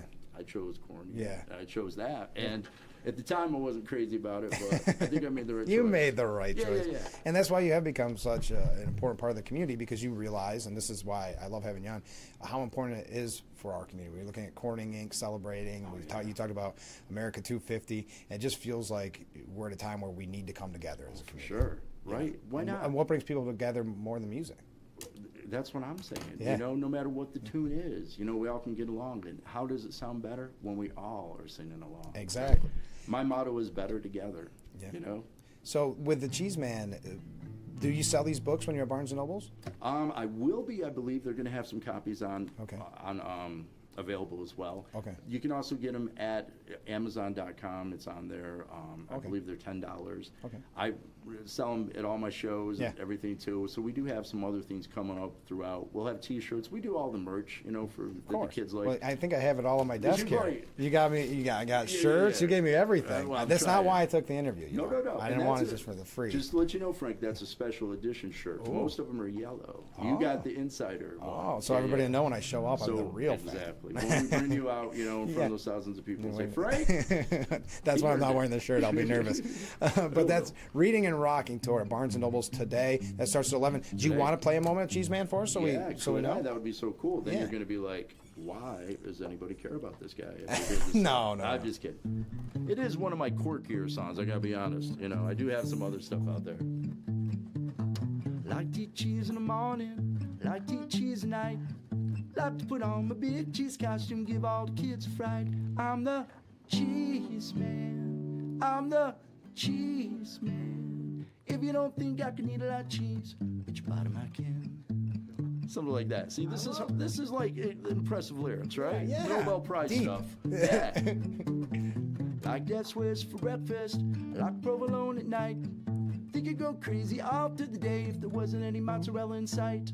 I'm the cheese man. Get serious in a minute. I'm the cheese man. If you don't think I can eat a lot of cheese, at your bottom I can. I like cheese, it's true. And I hope you like it too. Who likes cheese out there? Raise your hand. I knew it was you. I knew it. And if you go into the store, there's one thing you know I'll ask for. If I'm going to the store, Frank, and I like cheese, what am I going to buy? Well, cheese. Well, cheese. Yeah. What can we get cheese on, though? What else? Crackers. Crackers I like. Anything else? Nachos. Nachos. I love these. Cheeseburger. Oh, my God. Love it on spaghetti. Love it on pizza, too. Think go crazy all through the day if you know what I'm gonna do. I'm the cheese man. I'm the cheese man. If you don't think I can eat a lot of cheese, at your bottom I can. If you don't think I can eat a lot of cheese, bet your bottom I can. Oh yeah, Frank, what are we gonna do? Cheese, baby. That's right. Say cheese. That's right. Well, thank you. That was Give it up wonderful. for Frank Remember out there. the cheese man. He's Yeah, gonna I was do part it. of it. I was part of it. He almost grabbed that tambourine twice. I know. I did a little bit, I but heard I it. don't want everybody to know how offbeat I am. So you've got this for the kids and parents alike. Yeah. What's a typical show look like? Because we were talking off there, you're going to be playing at the Rockwell 50th, their big celebration, which is, again, part of the community. Huge. Absolutely. Yeah. That's coming up September 19th, I believe. Okay. 3 to 5, right out here on Market Street. That'd be great. And that one of our family-friendly shows when you come to that. That's when we incorporate all the rock and roll stuff. We'll definitely do our kids' songs, you know, as well if that's the genre. But that's when we also throw in a lot of the Beatles, the Elvis, the 50s and 60s, a lot of Creedence, a lot of Doors, all that stuff that you would think, wait a minute, for this, it's like we don't think that way. You know, we'll throw some disco in, we'll throw some Metallica in, you know, whatever works for the crowd at the time. That's awesome. We just don't try not to label it. Our job there is to rock, bring people together. Have a great time. Have a great time, put smiles on their faces, hopefully have them leaving inspired to want to do the same. And you can, the Rockwell Celebration, you're at the Corning Library, Montour Market, everybody can find it at docpossum.com and on the Facebook page. And I want to take a second because this is a little bit different, but I think this is wonderful that you do this. Tell us about Silver Stage Senior Series. Frank. This is wonderful. Thank you so much. That, you know, I got to tell you, once I retired and everything, and trying to keep busy, I'm one of those guys who wakes up every day and don't feel the mission is accomplished. Right, you know, right. It's kind of hard to sit still. Good or bad, I'm always looking for something to do. And not being a teacher, I got to tell you, you know, that was a lot of responsibility and really, you know, as it should be. And it kept my days pretty full. Not having that was definitely more of a negative part on my part than I thought it would be. And I was really looking for something to fulfill that void. So going out, of course, volunteering, doing as many school shows and everything that I can. And those are fun and those are great. But I had a chance. I've always stayed in touch with the people, my lovely people down at Woodbrook and some other assisted living places where I'd always do a show or two a year. And it just got to the point, it's like, guys, you know, I'm available during the day now. And you always talked about something during the lunchtime. And it started from there. And now I'm happy to say, you know, for the rest of this year and hopefully next, you know, every Thursday and Friday, I'm at some assisted living or nursing home. That's great. Yeah, because going in there, talk about, I mean, obviously having some financial reward for this is nice. Yeah, So right. You got to make a living, of course. It goes way past that, and that gets old quick. So to find it when you're playing for audiences that truly just appreciate it, rewarding, and you know you're taking some of them back to some really, I mean, these are primary sources for the music that I'm singing. Exactly. You know, whether it's the Doors, Elvis, or whoever. Yeah. You know, and you know you've made their day and perhaps their week. Yeah. And with that, I'm honored that I just jumped on board with the VA centers as well. So we're definitely looking to expand that. My goal this next especially for 27 is to try to get to as many of those places as much as I physically can. Sure. Try to give them the best show possible. There's sometimes there's financial constraints even when you're offering to do it for free. There's always red tape and everything. So just looking for ways to get past that and make it work next year. Can these various organizations call you, sign up? How's the best way to do it? Absolutely. DocPossum.com. I have a good little team, including my wife and some other people, who try to get the word out and been in touch with most of these agencies, or will be. We want to make sure we have something quality and something consistent. The other thing is, unfortunately, I had some health problems not too long ago. Right. So, that's another example of how changes the schedule a little changes bit. life, right? So roll with the punches, recognize where you're at, do something positive, not just for yourself, but in that way you can contribute maybe for a better day for everyone. How long have you been doing this, meaning playing music? Okay, so I come from a musical family. A lot of people from this area remember my father, Joe Cavallaro, had a Dixieland jazz band. Yeah, of course. Yeah. So ever since I woke up, and heard some music, I was trying to do something. But technically, my teens is when I really, picked it up for the most part, and became a professional at it in '94. So probably, just was fooling around, doing a lot of gigs and stuff, but with family stuff, and but really going out on the own for Doc Possum in '94 was the big one. And I think we know this a little bit, but maybe we'd be surprised. Who were your major influences when it came to music? Okay, absolutely. By far, Elvis Presley. As far as charisma and entertaining and style of music, as far as songwriting, everything else, the Beatles, can't beat them. As far as also just fun, poppy stuff, the Monkees. Yeah. I love the Byrds, as far as Roger McGuinn and the 12-string.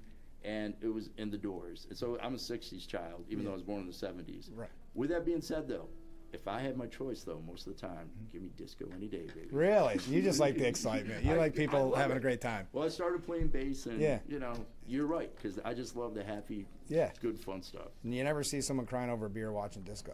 Right. Right? Right. Yes, thank you. And yes. I'm not defending disco. No, I'm just kidding. You're so busy. You find time to practice and do all these? I mean, my goodness. Right. Yeah, practice is an issue, but that's why it's good to have insomnia like I do. Yeah, okay, there you go. So I usually sleep for a couple hours, in all sincerity. Yeah. And 2 o'clock in the morning, that's when my day starts for the most part. Wow, my goodness. And take a little nap in between. But, sure. But that's when inspiration hits, So I feel like I've asked you a million questions. Have we covered everything? That's how busy you are. We didn't say anything about you yet. I feel so selfish. People have to put up with me every morning. No. Can I seriously say, though, thank you for offering this. Oh, I love that. I mean, I don't want to date us or you, because everyone knows I'm old. But dude, from the first day I heard you, I'm like, thank God. And I don't remember if you remember the old show Voice of the People and stuff like that. Yeah, of course. Thank God for carrying on our tradition and keeping us connected. What are the other outlets besides you, my man? Well, thank you. I appreciate Seriously. that. Again, I didn't get you on for the swag and the nice words. I wanted you on. I've been meaning to say that. Well, thank you. And of course, Reading and Rocking is today. Barnes and Noble, 11 o'clock. How long does a normal show like that last? About half hour, 45 minutes. Yeah, it's like fish. After a little while, it starts to stink. For there you go. Well, thanks so much for doing this, Doc. Let's do it again soon, okay? Let's please do. I'll give you an update from the road, let you know how it's going. Yeah, absolutely. Perfect. All right, stay with us. We'll be right back with Frankly Speaking after this.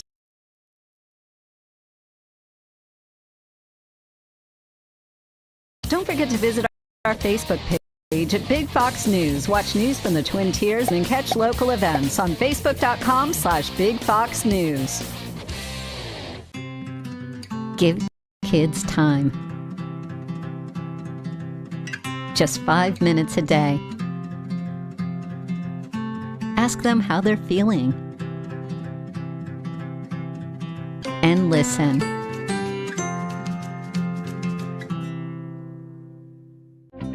Live a carefree, engaging lifestyle at Apple Ridge Senior Living, where exceptional is the standard.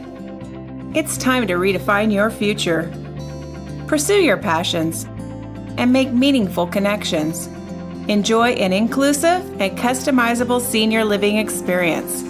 Everything you could want, more than you expect. Visit appleridgeseniorliving.com and schedule your tour today.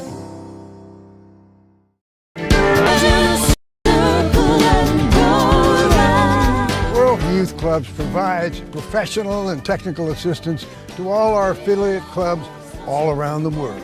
We already have 44 countries that are behind us providing safe spaces for kids, but there are 160 other countries we'd like to reach out to. Yeah. Right, Rod? Exactly. We need you to help fund the World Youth Clubs and make their dream come true.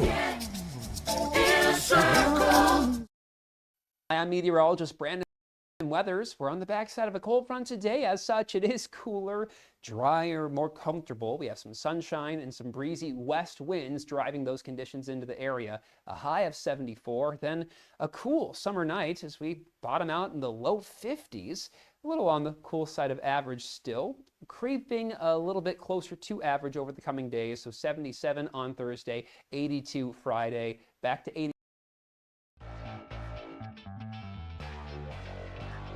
The Frankly Speaking Roof Cam brought to you by Boss Security in Horseheads. Contact them today for all your business and home security needs. We are back broadcasting live from the Hesselson studio here on Market Street in Corning. And we want to thank Doc Possum for being our guest this morning. We're running just a little bit late because of our conversation, but let's read some viewer comments. Comment from a viewer. I turned on the TV and found Frankly singing, and it put a smile on my face. Thanks, Frank and Doc Possum. Thank you for the kind words. It was fun, wasn't it? Nice talking with Doc.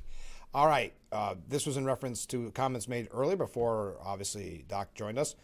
If it's true that Canadians like Biden, the only reason is because he gave them presents as he sold out America, as he made America poor again, or MAPA. Comment from a different viewer. Hey, Rick, did you know that the British didn't like Americans during World War II? They were arrogant even though we were saving the world. So I really don't care what foreign countries think of Trump. Comment from a different viewer. These two relate. If Trump is not successful in Iran, they will explode a nuclear bomb in New York City. You cannot trust Iran leaders. If all of Congress stood with him, it would be all done. So sad that they don't care about their fellow Americans. And finally, last comment before we take a break, because you hear the Corning whistle. Any loss of life in any war is a tragedy. But today and every day in America, there will be lives lost because of someone texting or driving impaired, distracted, or reckless. There will be no outcry. Their families will mourn all alone without any headlines. Lives lost in the military will be honored as they should be. Some things are worth dying for. We thank them all for their sacrifice. Hope we will use our freedom wisely and work to fix where we fail. All right, we got to take a short break. Keep those comments, keep those waves coming in, and we'll be right back with Frankly Speaking after this.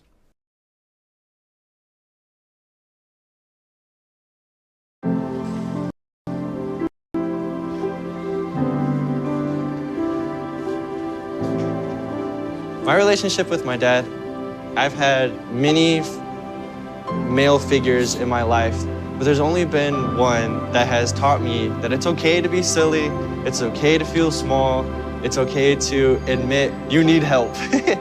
And with anything, I can always go to my dad. Learn about adopting a teen at adoptuskids.org. And that is anything. Oh man, where is he? Our client deserves big money. Oh, you can try to downplay it or shift the blame, but to not offer top dollar is just nuts. Pardon the pun. Looks like another working vacation. Oh, good morning, Peter. Hey. Hurt in a car? Only call William Battar, 444-4444. Get 185th Chemung County Fair, 5 days of family fun, August 4th through August 8th at the Chemung County Fairgrounds in Horseheads. Experience thrilling rides, exciting games, and captivating livestock shows. Taste delicious fair food and explore local vendors. Rust and Fright Concert, August 4th. Tractor Pull, August 5th. Rodeo, August 6th. Truck Pull, August 7th. Demolition Derby, August 8th. Join us for the 185th Chemung County Fair, where tradition meets excitement. Visit ChemungCountyFair.com for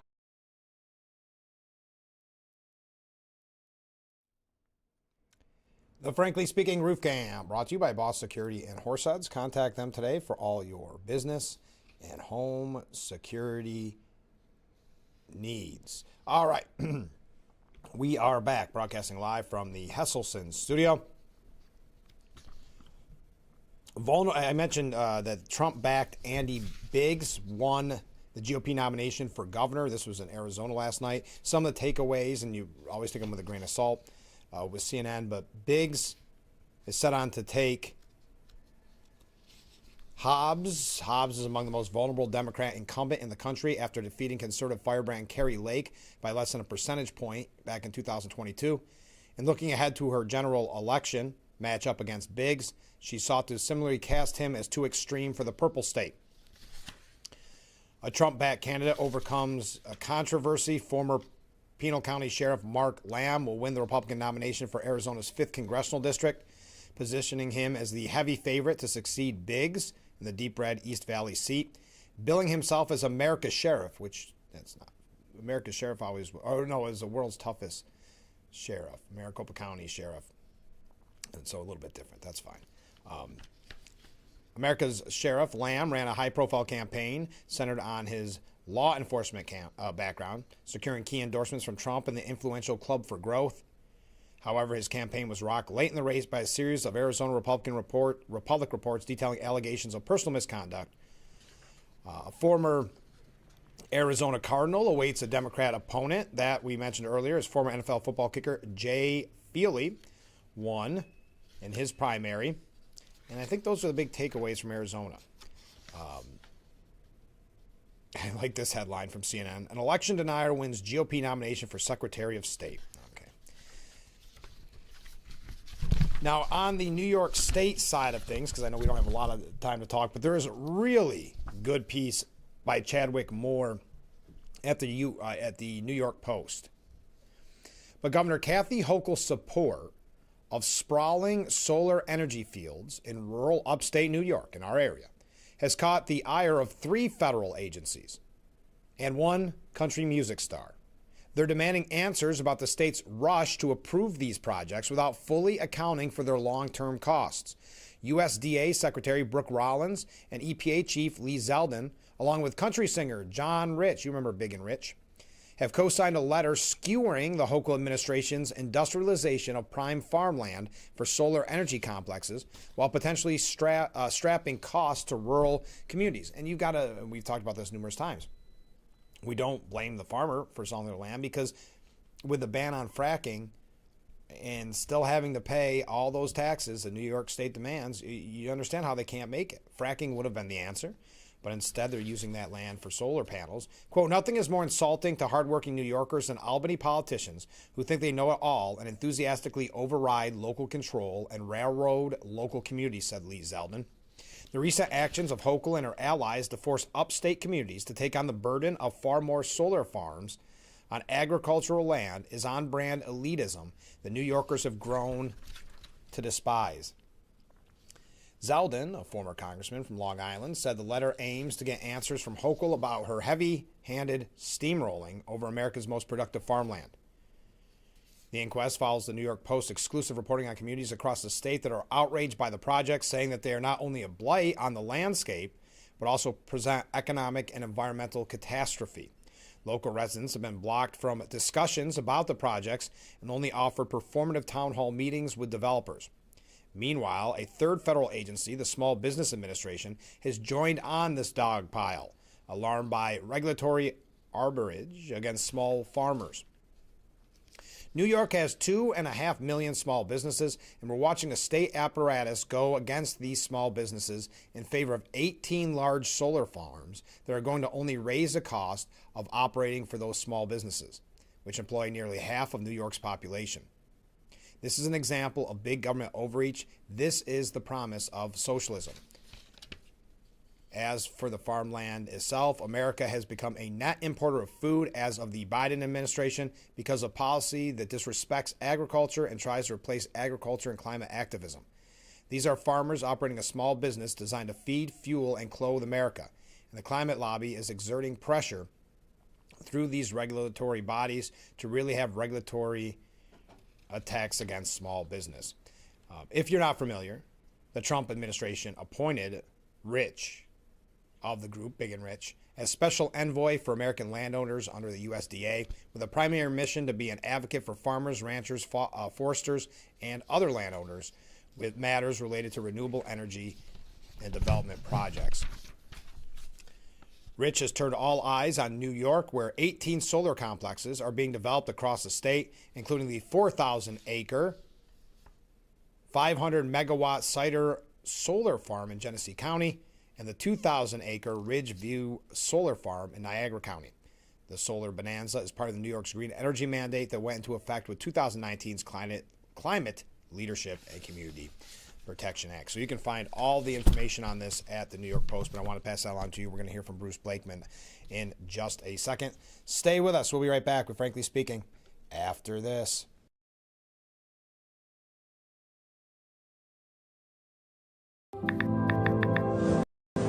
You can just keep watching and scrolling, and the world will still feel like it's falling apart. Widespread missile attacks. Highest hospitalization. Evacuation in the west. Forced labor. Or you can take action by joining a movement that's creating real and lasting change instead. Partnering with communities around the globe to help uproot poverty and plant seeds of hope for a brighter tomorrow.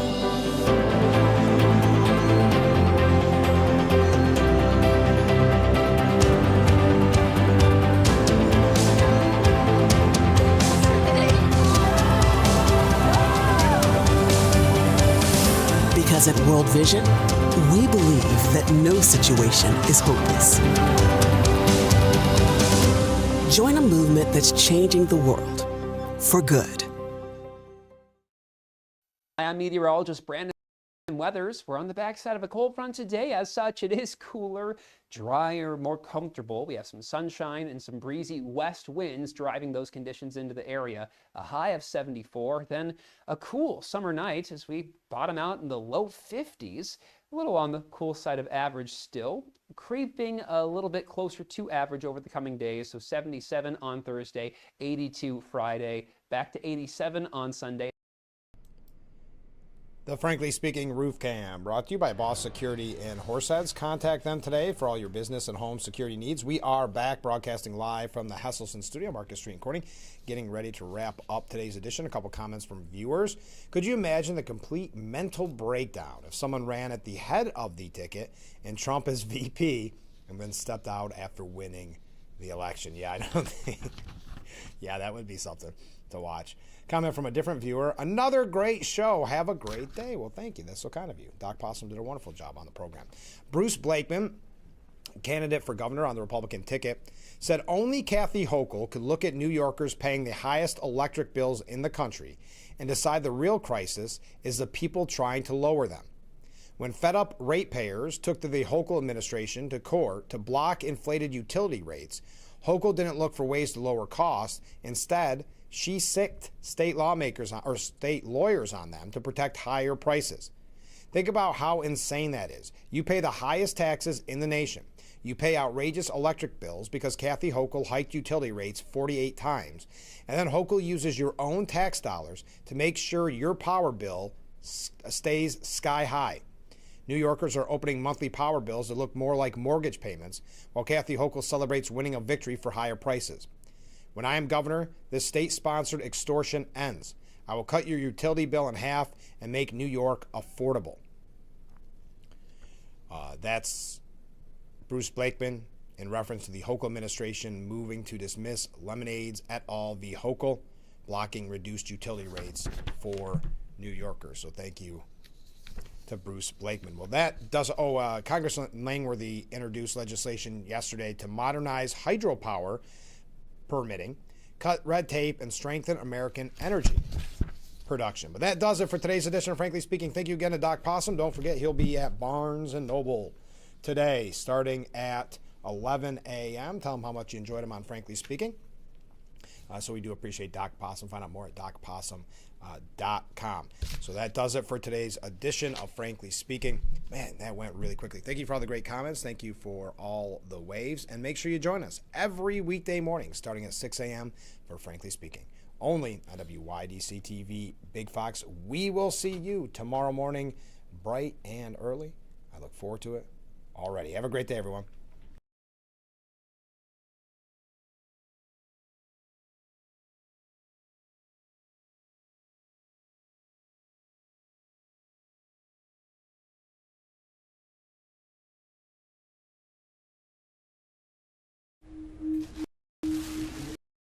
I had to pack up all my things.